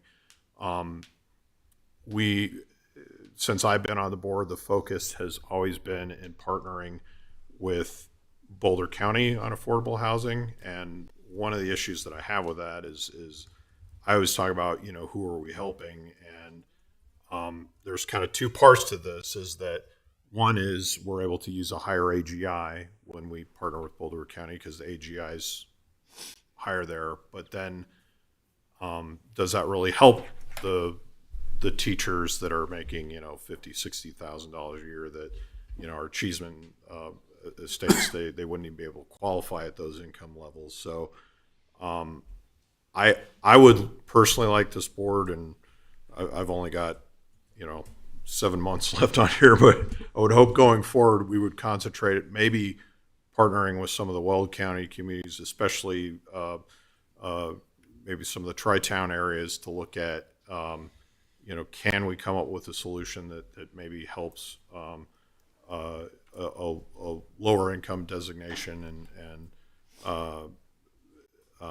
and also I think that rather than trying to do everything ourselves, we have our Metro District policy that may be another tool we could. I know that's in there, the affordable housing thing, but maybe we could utilize a little more. But really partnering with the people that build the housing to do that. So I kind of view money as, unless it's like an enterprise fund, where we have to use it for a certain thing, money is fungible. So if there's some other designation that we could move this around, I'm okay with that, trying to honor the original intentions of this. But I think I would go with option 5 at this point. So. Can I ask a follow-up? Sure. So, instead of depending just on Boulder County, maybe we can open it up as an RFP and see if Habitat or some others can come and build starter homes, and we can move out of the AGI part, and it in a way enable people to be able to build equity in a way they can move up the ladder when it allows, and we don't have to be restricted with the Boulder County. On the, all right, I guess I'll get started on my questions. On the affordable housing side, we're going to have a joint session with the Planning Commission to talk about a few things. Prop 123 is one of them, which is along those lines of affordable housing and using state funds to help us. The survey that we got back did say that affordable housing is important, but they don't want us using local money. If we can get state and federal money, then that was supported in the survey. And so I think this conversation is not done with the affordable housing. There's a lot more to be said, and I think the next opportunity will be this joint session with the Planning Commission. All right, I want to just say a few words around the church, because I got that whole debacle off the ground, and I did address it at the State of the Town, but so it's on the record here as well. There are many moving pieces in Erie on things that are happening. And when St. Scholastica approached me, they approached me because they have a piece of land on Highway 52 right next to our water treatment facility. And they wanted to get annexed into Erie up there. And there are challenges to that on sewer and water and road access and many things. And so it was at that time that this discussion was getting started with the Page property. And I got thinking, well, hold it. Catholic Charities, separate from the Catholic Church. It's a 501(c)(3). They do affordable housing at that lower level, 30 to, I think it's 80% AMI, maybe it's 60% AMI. And they do it for free if you provide the land. And so the thought was, could we get affordable housing, find a place to preserve the 125-year-old church that's already in Old Town, do some type of land deal with them to get the land up in the north for Erie, and then make this all work out here. They did open the pre-app, and through the pre-app process, how many encumbrances are there? I think it was 54. Yes. I'm just trying to remember what Patrick said a long time ago, but it's a lot, right? You just think of the power lines, you think of the bridge if you want cars to go over it. You got ditches on there. So all of that, they withdrew and are now refocused up on 52 to the best of my knowledge on that. So that is how that came into the equation and then out of the equation. Also during that time, OSTAB, our Open Space Trails Advisory Board, got involved and was looking at this, and they sent us a letter basically highly encouraging us, imploring us to make this 100% open space. And about that same time, the public started to become more aware, and we've been getting emails for the last couple months on this. And I would say the vast majority of those are about open space. There are a few in there to preserve the affordable housing, but overall, I would say it's at least 60 or 70% that is open space as the primary. And so for me, I think what I'd like to see is a number of things. First off, zone it as open space for the whole thing. I love the Schofield analogy. The whole development around Schofield, the makerspace and the barn, it's really coming together, and you can see the open space and the new trail connections connecting Erie Lake. It is a place that will be both open space, but will have facilities there as well. And so zoning it for open space, I would love to see support to direct staff to study the feasibility of using the house for either or and an interpretive center, nature center of some sort, and history center. Right now we have historical memorabilia in Erie, and it gets shipped to Lafayette, is my understanding. And so a lot of our history is actually leaving Erie and going to Lafayette simply because we don't have a place to put it. And so can we do something with the house to be able to create both this nature center and a historical place as well?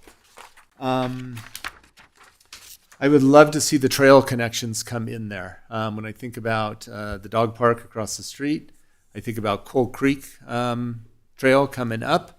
I think it's Cottonwood. Is it called the Cottonwood Ditch Trail or Cottonwood Trail? It comes out of Northridge, right? And it's on the levee that is around. Oh, wait, yeah, it's along I think it's the Cottonwood Extension Ditch. Okay. But yes, you're more or less correct. All right, and people are using that to get in. Yeah, you're talking about the trail through the middle of Northridge. Yes. Yes, yeah, and the town maintains that. Yes. And somehow connecting that into here, so if you're on Coal Creek Trail, you can easily get up onto the Cottonwood Ditch Trail and continue around. One of the other advantages that I saw with the church was that they had a parking lot that was going to be open a lot of the time. And one of our challenges in Old Town is that we don't have enough parking. And so I thought, well, if we can get affordable housing, church, we can also help Old Town as well. When that fell apart, I got thinking about this, and if we created a trailhead, basically, where you have parking so people can go there, park, and get on all these trails we're talking about. And then, this is new to me about the retention pond. I suspect if we pave over it, then you might need a retention pond. So another piece of this that I would like to get support is to direct staff to study the feasibility of a parking lot for the trailhead that can also then, it's close enough to walk to Old Town, it's right next to Coal Creek Park, to see whether that's feasible. And so then that comes to the money part of all this. We've already got the TNAC funds in there, the ARPA funds. Well, we have TNAC for half of it, basically half of it for ARPA. But the ARPA funds could be used for other government services. So since we're going to make this potentially, if we have support up here, all open space, can we use TNAC funds, of which we have a pretty good, healthy budget right now? Can we use that to do the design and hopefully the construction of this nature center, historical center?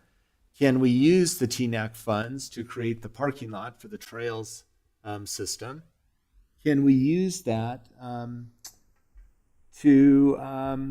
the last thing in here is to rehabilitate the land to whatever the state was 100 years ago. Could we use TNAC funds to do that as well? That way it leaves the ARPA funds already used and paid for it and solid on that land. We don't have to worry about audits. It's already done. And we tap into the TNAC fund to do all of these, essentially creating, I don't want to say a second Schofield because it's a different type of thing, but a similar thing in the sense it would be a destination place to go and enjoy. All right, that was a lot of words. I'd love to hear from staff if anything I said there was like, oh no, we can't do that. And Sarah, for you too, online as far as the money side of things. So, Mayor, I think a lot of those amenities that you mentioned are certainly eligible under TNAF, especially since with Trails and Natural Areas Fund, especially since voters decided to diversify that fund. I would just say that it would fall where it would fall on the priority list, right? We have a lot of projects that are in design or under construction. Sunset, Compass to Coal Creek Trail, Schofield is a great example. So we have a lot of projects that are encumbering some of the TNAF dollars. So we would obviously look at that as part of an annual budget cycle. Trail connections, parking, rehabilitation, the Nature History Center. I think all those are acceptable uses for TNAF. We'd have to go back and look at the ballot language to make sure if that falls under parkland infrastructure or not. So I'm kind of looking over at Elliott. So just to kind of flag something maybe for us to discuss in the future. But I think for the most part, yeah, all those are feasible. It just comes down to where do they fall on the priority list of other projects that we have forecasted in our 5-year plan for use of the TNAF. Okay, so, go ahead, Sarah. I would also add, so if we do zone the site reserved open space, then a parking lot would actually be a special review use. That was a part of that new district requirement. So we would have to just do some extra zoning. But it's doable. Hearings still. for that, yes. I would rather make it simple now, so long as we have the capability to do it in the future. And if it doesn't work out for whatever reason, it doesn't work out. Mayor, if you don't mind, I'd Yes, add on please. to what Luke was saying. I think as far as adding extra amenities out there, be it a museum or a natural site or whatever, I just want to be careful about setting expectations that someone doesn't leave and go, oh, they're building a museum tomorrow. Yeah. You know, that's something that would really have to go into our capital budget planning, into our staffing planning, and it could be many, many years out. So I just want to set that expectation that all of that can be looked at. It's just not a snap your fingers thing and it's done tomorrow, even if we have the funding right now. Okay, good point. And that's why I was trying to use the word feasibility and understanding that. But I want to, if I make a motion to this so that we can get further council input on it, I want to be very clear on what we're doing. Maybe what I do is I go through council again and just comments on what I just said and anything else, and then I'll probably pause the meeting, and then we'll figure out how to make a motion one way or the other. Okay, Councilmember Bear. Thank you. Yeah, so that's why I asked all those questions earlier about setting expectations for what's possible. Should this land be designated as open space and all the wonderful ideas and all the great things it could be, it just seems like we can't just drop it into our work plan and everything. I mean, that would take a lot of planning. I love all of those ideas. I think they're all great. I wish we could do everything. And I think back to all the kids that would come to council and tell us they just want a park in my neighborhood and Morgan Hill and in Compass, and I want to be able to walk to school. And so we have to think about trade-offs and what are we not doing if we do something else. So keeping that in mind. I also saw in the presentation that we still have $67,000 for a feasibility study left with Dig Studios. I think we could use that, but I also am hearing from constituents that they're concerned about all the money that we're spending on studies and things. So I also want to respect that feedback and recognize that, again, we need to look at trade-offs and be careful with how we're spending taxpayer dollars. And then also looking at the funds. ARPA funds are spent, they're done, we met our requirements. what I'm talking about is looking at this through a lens of these were funds that we committed to the community were going to be invested in affordable housing, and that's what I'm saying needs to go back to the Affordable Housing Fund, so that we can use those and invest those dollars into affordable housing like we promised the community we would, and in whatever way that opportunity comes forward in the future. This was very high on OSTAB's list of the Page property when it came available, and so it was really important to them, and so but it was too expensive to spend. It would have wiped out, I think, the TNAC fund at the time. So we found a way to be able to acquire the land, to keep promises and expectations to the community, and to also acquire a really important piece of land to OSTAP. And so while also creating trail connections and maintaining the pond, if we can, I think we don't even know that for sure yet. On the pond, I also want to set that expectation. Have we done a feasibility study on the pond? It's sound and it's staying. We did actually do that. We Okay, looked at the so structural that's integrity good. of it, Yes, and thank you it for is good. It's staying. The owls are staying. So anyway, I just want to reiterate, it's really important that we are investing in affordable housing. That's a top priority for our community, and that we're being careful and considerate of future studies. I think it's wise for us to utilize the $67,000 that we have remaining with Dig Studios, and we can look at whether a parking lot is feasible, or if the house is feasible, or look at that in future years. But it's very important to me that we are also investing in affordable housing, and we're putting those dollars back into that fund. So I think I've iterated and reiterated. So I'll stop talking. So let me ask a question of Sarah Hancock. If we wanted to move the money back into, it goes into the general fund, but really just designated, I think, for affordable housing, can we do that with TNAC funds? I mean, here's the dilemma. You've got a $7 million property. 3.5 roughly was paid for with TNAC funds, open space fund, and 3.5 roughly paid with ARPA funds. If we use TNAC funds, which there's enough of, to purchase the whole land as open space, and then to free up that $3.5 million, can we put it back in the general fund? So that's a question to you, Sarah Hancock. Yes, thank you. My understanding from my discussions with legal, as well as Luke and I have kind of bounced this one around as well, I think that what we would have to do was to create some sort of transfer from the TNAC into the general fund, specifying that it's for the purchase of a property that is partially owned through the purchase of ARPA funds.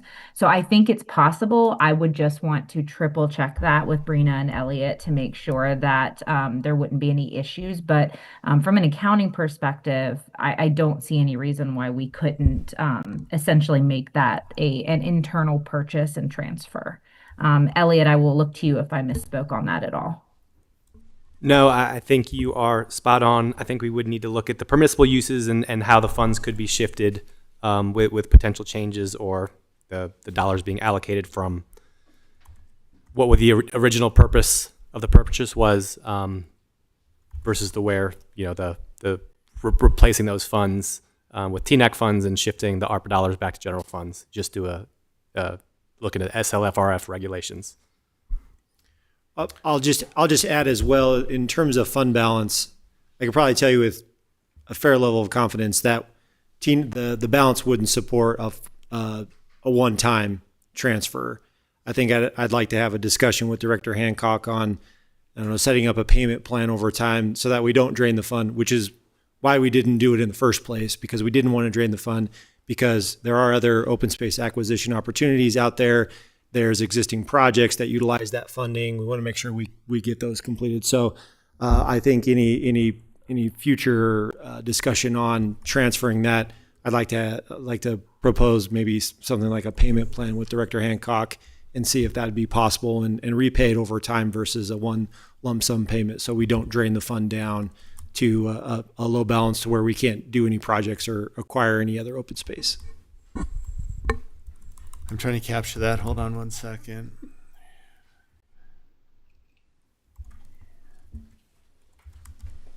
I also, just as the final thing, wanted to mention that I think Councilmember Pescarelli had a great idea to utilize a community housing needs, not assessment, but an affordable housing advisory board. I think that is something other communities have, and whether that's a permanent thing or just for a season, I think that's a really great way to utilize community feedback.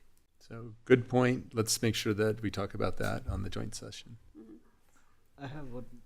Okay, I'm going to go left here so I don't miss anybody. Councilor Hoback, any other comments? I'm going to take a break, by the way, once we get through everybody. We'll have another bite at the apple. As to your suggestion? Yeah, just all the stuff I was saying, right? If there's Yeah, I mean, when I look at the map and think about Old Town, in the interest of best use of funds and staff resources, I would like to put the idea of a parking lot on a back burner. I just don't see that as being. We can't just cram it in the bottom corner where it would be convenient, and I just think locating it and having it actually get used for access to Old Town is a stretch. Okay. Councilor Mortallero. Yeah, so I'm fully supportive of the open space, it being all open space, and that we look at ways to, use the house in a productive, functional, community educational way. That'd be great. Like I say, I've always been on the, since we walked it over a year ago in March, I've been fully supportive of it being open space and working, being on the OSTAB liaison also put me, I saw from their point of view as well. I certainly was willing to look at the St. Scholastica proposal, even though I was very pro open space, because they were going to provide 80 to 120 affordable housing units through Catholic Charities. And I'm always, if I have time, I'm always rather have more data than less data. And like you mentioned, their typical AMI is 30 to 60 or 80%, not in the 100 to 120 like we typically see. And that's based on Boulder County. And it would be no cost to the Erie residents, right? They would do that. All we had to do was provide the land. So did I think this was the best location? Absolutely not. But I was still willing to listen to their proposal because I thought that it brought value. And I think it was important information for us to hear and know. So I'm glad that they did put in a pre-application. And I'm also glad that they pulled their pre-application. So I'm in support of what you mentioned. Okay. Let me come to this side. Councilmember Pescarelli, any other thoughts? We could do is create a project for it and appropriate it, much like we did some previous funds. I think that Sarah, our director Namela, has mentioned, and then we would essentially it's kind of informal because it would be attached to a project. It's not fully restricted the way that voter approved restrictions would be, but we would be restricting them through the appropriation into that project. And then any movement from that to other places would have to be approved by council through budget appropriations and transfers. So we could treat it like a restriction on that project if that was how the council wanted to proceed in moving those funds out of TNAC and into the general fund. We could essentially earmark them with a project and have them at the ready for whatever direction the council wanted to go. All right. Thank you. You're welcome. Councilmember O'Connor. Thank you. So I've had a chance to walk the property a few times, and each time I see the vision of it being open space. I'm certainly not opposed to the idea of honoring the reason why the funds were taken, the ARPA funds were taken. I made a suggestion about a year ago and then made it again a couple months ago, and that one was deemed not viable. But I'm certainly not opposed to that idea. But I rode over here on the way to the meeting tonight, looked at the land again, and I just see it as a continuation of the, I printed it out, the green open space running up through the center of town. It would be a great continuation of that open space. So that's where I'm at this point. Okay. Mayor Pro Tem? Yeah, thank you. Just a couple things here. So, first off, yeah, I agree that if there is a transfer back, I like the idea of doing a payment plan over time and not exhausting those funds. I guess I also throw out the question of does that necessarily need to be done right away, or if we have a future identifiable affordable housing project, can we do it at that time, that if there's money allocated for that, depending on how much it is, that we could set a loan from TNAC back into that. I don't know if that makes this any easier to do now. The thing I'm worried about is that there's a lot of moving pieces here, and I don't want to necessarily overcomplicate this.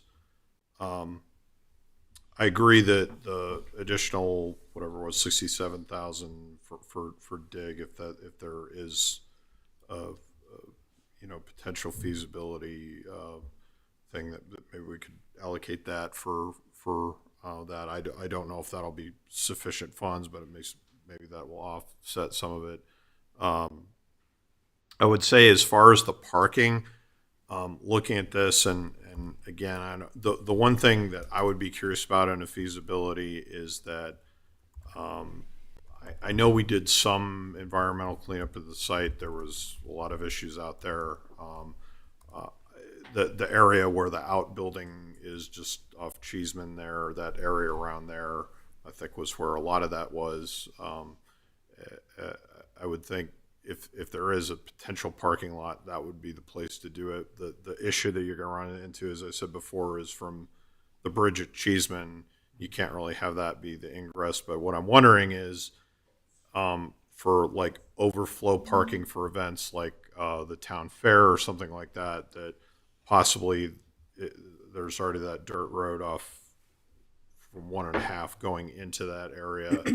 If maybe for a special event or like a concert in Coal Creek Park, that maybe you could have traffic come in there, but then have the foot traffic come out off Cheeseman into Coal Creek Park, those types of things.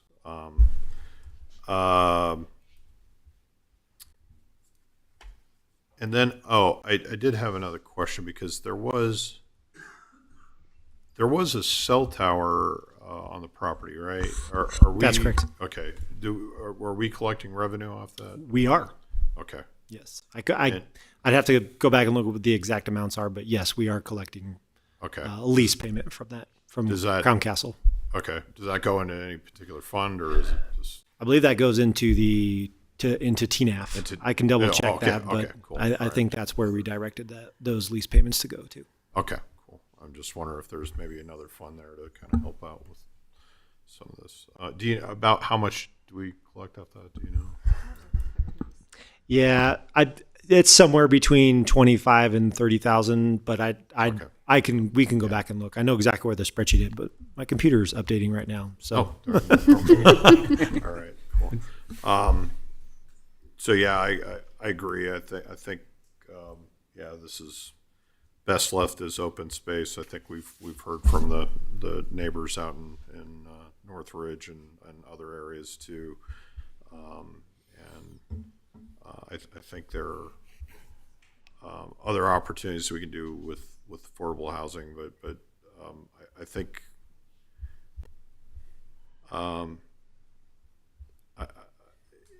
as far as I don't know if there's maybe like a task force. I know you said we'll probably talk about this at the joint session, so maybe it's time to do it. But I don't know that full-time advisory board would depending on how much work there was, I could definitely see maybe like a task force, that we've done that in the past with various things. So it's more ad hoc and focused. But anyway, that's my thoughts. So. Okay. Let's see. Let's take a break until 20 to the hour. I'm working on a motion based upon the general feedback I'm hearing, but I want to run it by both of you and maybe both of you, just to make sure that what I'm saying here, you guys are like, oh, no, you can't do that. So we'll take a break. I have one more question for Sarah. Sure.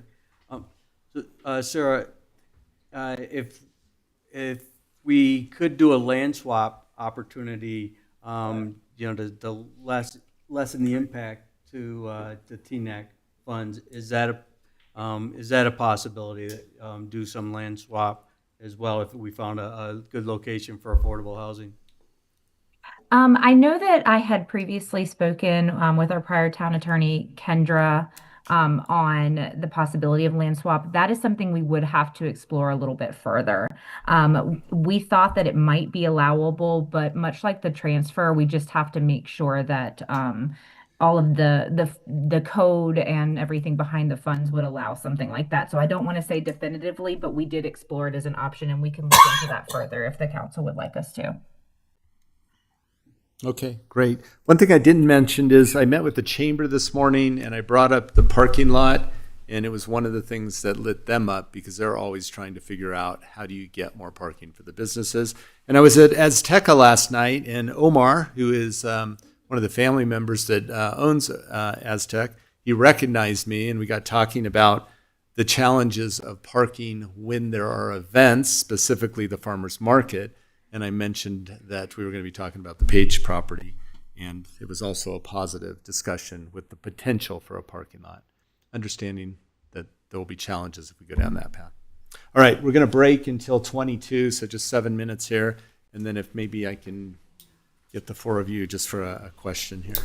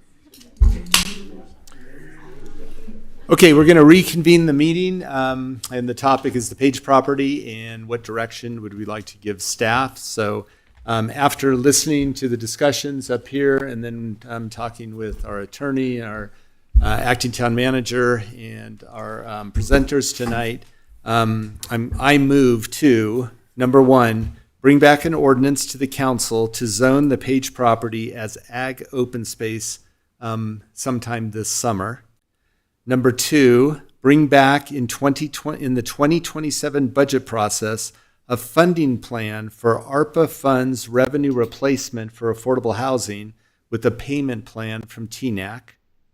Number three, in 2027, assuming funding is approved in the budget, determine the feasibility of future uses that may include items such as, but not limited to, creating a nature center, historical center, a trailhead where all trails in the area come together, and a paved or gravel parking lot for the trailhead and Old Town overflow parking. Do I have a second? Second. I think Councilman Mortallaro beat you to that. All right, so we have a motion second. Now we can discuss this kind of overall, trying to meet everybody's needs, but knowing that maybe not everybody gets everything. Councilman Rivera. First of all, I want to thank you for trying to get everything in there. And I appreciate that you tried to figure out a way. I don't want to deplete the TNAC fund. That is not what I'm going for, but I'm trying to, I do think it's important for us to sort of keep our promises to the community and whatever that looks like, so that we're able to make those investments in the future for affordable housing. I think that should be a priority. And, you know, whether that's a payment plan or a land swap, I think we can remain open to ideas and possibilities. And then zoning for ag open space. I think that sounds like a good idea unless there's something we haven't thought of. But I would hope that if that ordinance comes back to council, anything we haven't thought of also comes with it. If just in case there's a use case that we would need that to be, I don't know, consider something else. And then the feasibility for uses, I hope that we would be able to use the $67,000 that we already have spent or on reserve or whatever with Dig Studios. All right, and while we were in the break, apparently that money's already been put back into the general fund and is no longer obligated for that purpose. All right. Is that it? I think I can support this motion. All right, thank you. Yeah, I'm fully supportive of the motion. Again, to Councilmember Bears, I don't want to deflate the TNAC fund. So payment plan, land swap, whatever we can do to, you know, move this forward and preserve the dollars, that would be great. But yeah, fully supportive. Okay. Any other comments? Councilor Pester? Yeah, let me put this there. So I'm okay with the open space and all of the other ideas, but I want to see a housing needs advisory board, which will make sure the efforts are continued, and also when the money is transferred, if it is in a dedicated project, we will have the next steps in motion and not like stalled, because this is something that came up in the survey and I want to keep it moving. So, all right. And the right time to have that conversation, I think, start that conversation is with the joint session with the Planning Commission, which is scheduled. I think it's scheduled. Yes. Early June. Councilmember O'Connor? Thank you. Just for the residents, can you go through what ag hold open space means as a zoning designation? So it's not ag holding, it's agricultural / open space. Sorry. Which I know, because we have, it's currently designated ag holding. But the agricultural open space district definition essentially allows, you could have farming, grazing, growing of crops, as well as trails, recreational activities. So it gives you a lot of flexibility on how you might utilize the land. I don't know if like gravel parking lots in it, but we will look at and make sure as we come back to the with the ordinance for a zoning change, that we'd be able to tell you, here's what you can and can't do out of those feasibility items. But for example, the Schofield, sorry, I always screw up how to say it. Schofield Farms, that is ag open space. So you can sort of envision that you can do a pretty broad amount of things on that. And to ease a resident's concern about how this is locked in, basically to change it in the future, it would have to go to the residents for a vote. So reserve open space would be the vote. I'm going to go to our deputy town attorney. I believe that the charter provides that, and I think it's the disposition of property that has been reserved as open space. So I'm pulling up the charter provision now, so bear with me for one moment. But I believe the ag holding or ag open space is separate and distinct from Reserved. the reserved open space. Yes. So then, if in the future, how would that, if there was ever a push to convert that back from open space, how would that happen? Through this same process and not go in front of the It would residents? it would not be a vote. It would be a public hearing. Okay. So most of our open space property right now is ag open space. And Schofield is ag open space as well? Yes. Yes, it is. Okay. I'm good. Yeah. I'm good. Sure. Okay. So I guess my concern is that reserve open space would it go to a vote of the residents. Ag open space does not. So I'd like to see it reserve open space. Yeah, and so this was part of the conversation. If we do reserve open space, we could do that, but some of these other uses may not be available to us. Is that right? If I understand you? For which zoning designation? If we did the reserve. Yeah, the reserved open space is pretty restrictive, and that's what Sarah's looking at right now. I think it's pretty much just parking lot, but I'll let Sarah confirm that. Scrolling through our giant table, it's open space, park, and then, as I mentioned earlier, a parking lot would be a special review use, so it would have to come back through public hearing. And that is all we have in there. So potentially we couldn't do a nature center, historical center. Not on reserved open space. On ag open space, it does. Space on the 36 acres on the top. below and ag. Yeah, you could split it. Okay, I'd like to make a friendly motion to my own motion to split the property, ag open space for the lower section and reserve, or excuse me, reserve for the lower section and ag open space for the top 11 part. acres up top. I don't know how else to describe it. I guess that would be the northeast high part of the land. All right, so I just scrolled us to the two open space maps. We could, if you want to keep it pretty tight around the existing buildings, we could do even less than what's shown in the dark green on the left. But we could, we're not talking any of these other.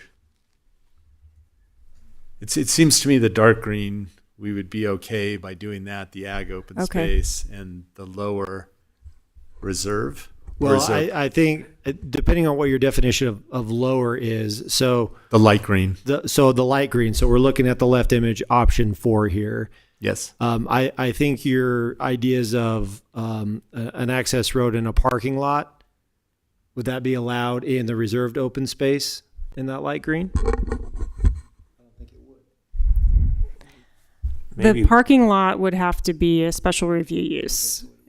Regarding a road, probably an access road would be permitted. I have to look. We could come back, confirm if a road's allowed. Mayor, if I might make a suggestion, so we don't have to hash it out here from the dais. Yeah. You could make a motion to ask staff to bring back an open space zoning designation later this summer with a suggestion at that time of which parts of it should be kept as ag reserve and which should be ag open space. All right, I accept that friendly amendment to my own motion that our acting town manager just made. If I have a second to that amendment. Second. All right, back to Councilmember O'Connor. Got some more questions. Okay, yeah, go for it. So, what other areas in Erie are reserved open space? Just as examples to compare this to. None. Okay. So, okay, maybe that answers that question with bringing back options. All right, I think we're to the point. So we have a motion, we have an amendment to the motion to give you flexibility on to bring back to us either ag open space or reserve open space. With that, I'll call the vote. All in favor, say aye. Aye. All opposed, say no. Motion carries. Thank you. Look forward to seeing it come back to us. Thank you. All right, and with that, we will move on. I know we're not. See, if I allow clapping for the positive things, then I got to allow it for all the not so positive things. So we can all be happy, though. Okay, we're still going here. Hold on, we still have board reports and stuff. I know some people. Councilmember Pestromelli, we're still in session. And with that, I'll turn it over to council reports. Do we have anybody who would like to start tonight? All right, you start often. You're organized. All right, Councilmember Yep, Bear. I got it written down. I'm ready to go. This last week, I had the opportunity to go to Seattle with Dr. Cog, and we were there. I think there were 20 or so of us on the trip from different municipalities and jurisdictions and county commissioners and Dr. Cog staff. And we were able to go and learn about housing and transit and transportation and ride the train from Seattle out to Redmond. And it was a really great trip. We learned so much. We got to interview and talk with a lot of local electeds there in the Seattle region, mayors and commissioners, and we met with their equivalent of Dr. Cog, which is the Puget Sound Regional Council, I believe. And then, just tour around. It was just really fun to nerd out about infrastructure, and they took us through the whole planning process for removing the viaduct, which was the double decker road that was separating Seattle from kind of the waterfront. In 2019, they took that down and built a tunnel underneath Seattle. It's a double decker road through a pipe, basically. It was fascinating. Anyway, I don't think we have a viaduct or a tunnel in our future, but it was great to be there with other electeds and learn so much about the process they've been through. The legislative session ends tomorrow, and I cannot be more excited for it to be over. I'm so tired. I just am trying to pay attention. I can't imagine how they feel. But I'm looking forward to that. And had the opportunity to serve as the second vice chair for our legislative committee and CC4CA this session, and I think that's why I'm so tired, because we've been paying such close attention. But that was a really great experience. If anyone in the community wants to talk to me about what I learned, please come ask me. I won't bore you now, but wanted to mention that the Erie Bee is up and running, and I hope we've all had the opportunity to take it, and I'd love to hear your stories. It will be running during the town fair. So if you don't want to deal with parking in Old Town, that's a really super great option. You can book it from your house. It's also, I think they'll have a circulator running back to the ECC parking lot. So check out the Bee. And then just want to reiterate community awareness around the drought situation. None of us are excited to be there, but I really appreciated the idea of coming together and voluntarily cutting back our water usage so that we can benefit as a community, and really just look forward to ways. In fact, Councilmember Hoback was telling me about how he was collecting water in the shower to water plants with. Brilliant. I love that. what else are we doing? Like, let's come up with some great ideas. And then thanks to Luke or Director Bollinger for the tour of Schofield. That was amazing, and can't wait for the whole community to get to do that. So thank you so much. Keep All your right. good dogs on a leash. So I'm going to mix things up. Normally go this way, but I'll come this way, and then we'll go all the way around. Just trying to mix it up a little bit. There we go. Go ahead, Mayor Pro Tem. Yep, thank you. Don't really have anything. The Erie Town Fair is this weekend, so hope everyone can make it. Unfortunately, I won't be there because I'm going to be in Grand Junction helping my son move out of college for first semester. So, but yep, hope everyone's out there. All right.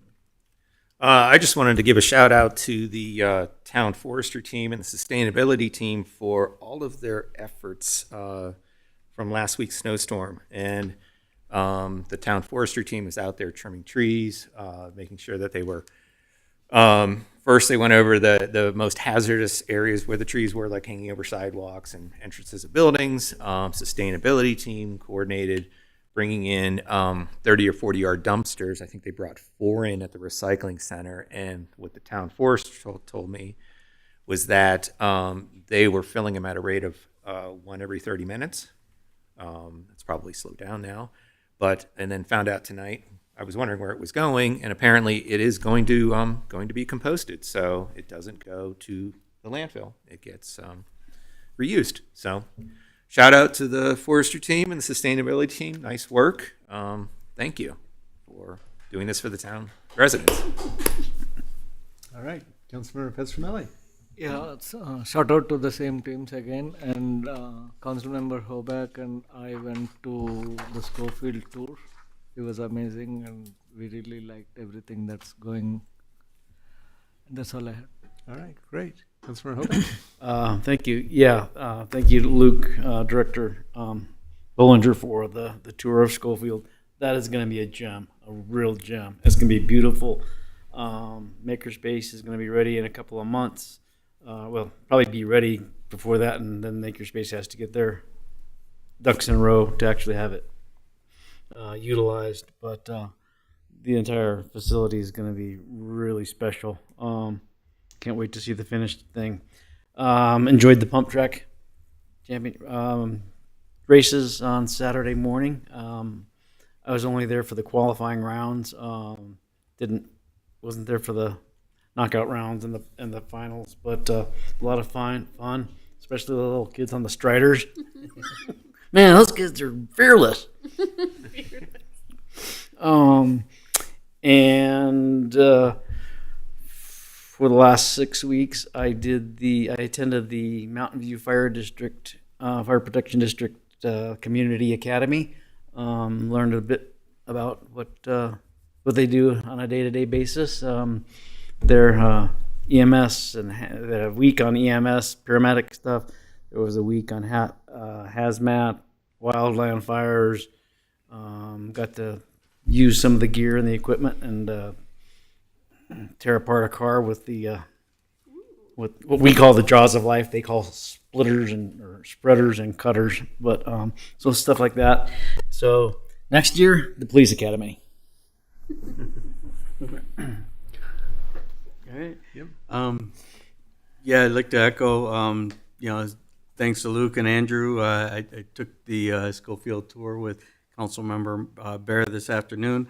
Yeah, it's going to be a pretty spectacular event center, and the views off of there are incredible. Also, yeah, shout out to the staff and everybody who helped out with the Velo Solutions pump track qualifications. They sent 4 women and 4 men qualified for the Beijing championships, and first place of each elite category got a all expense paid trip to Beijing. So pretty impressive. This is the second year that they came here. We're the only repeat in recent history that they've come to. So yeah, so pretty exciting. Awesome. All right, I'll wrap it up. So Western Disposal and everything you said with the bins, we had a lot of tree damage at our house. It's 28 years old, beautiful trees. Ash trees got especially hit hard in our neighborhood. 3 loads on my trailer down there. And every time I was down there, well, the first time was Friday. It was pretty calm. Saturday, though, I was down there, and every time I was there, they were taking a bin and putting a new bin down. So somebody was on top of it. So I appreciate that. The Police Academy, 2002, I think, is when I went through. And I think you were here or close to it. I'm looking at our police. It has changed. I should go back through it? Maybe. All right. And then the last thing is the name change for Erie Parkway. For those that know that Erie Parkway goes all the way to I-25, but it stops pretty, I don't know, maybe less than a quarter mile shy of 287. Meredith told me, I think yesterday, that the paperwork will be in on May 25th, but that is Memorial Day, so hopefully they'll take it on the 26th. We'll go with the 26th. Yes, because they only accept these changes on a set time frame. But I'm hopeful the Erie name will be out on 287 sometime before the end of the calendar year. I can hope. So that's it for that. I'll turn it over to our acting town administrator if there's any updates from you tonight. Just as everyone else said, the town fair is on Saturday, so please come out. The town is going to have, I think, 7 booths, all kind of clustered up at the north end of Briggs. It includes some of our boards, some of our departments, so please come and visit. There'll be a police car. I'm sure the chief will let you rummage around inside of that. Also, a reminder that the farmers market is on Thursday nights. Come downtown for that. And for everybody sitting up here on this dais, please remember to remind your partners you'll be home next Tuesday night because there is no meeting. Yes. All right. And Elliot, anything tonight? No, nothing from the town attorney's office tonight. All right. Great. With that, I will adjourn the meeting. Thank you all.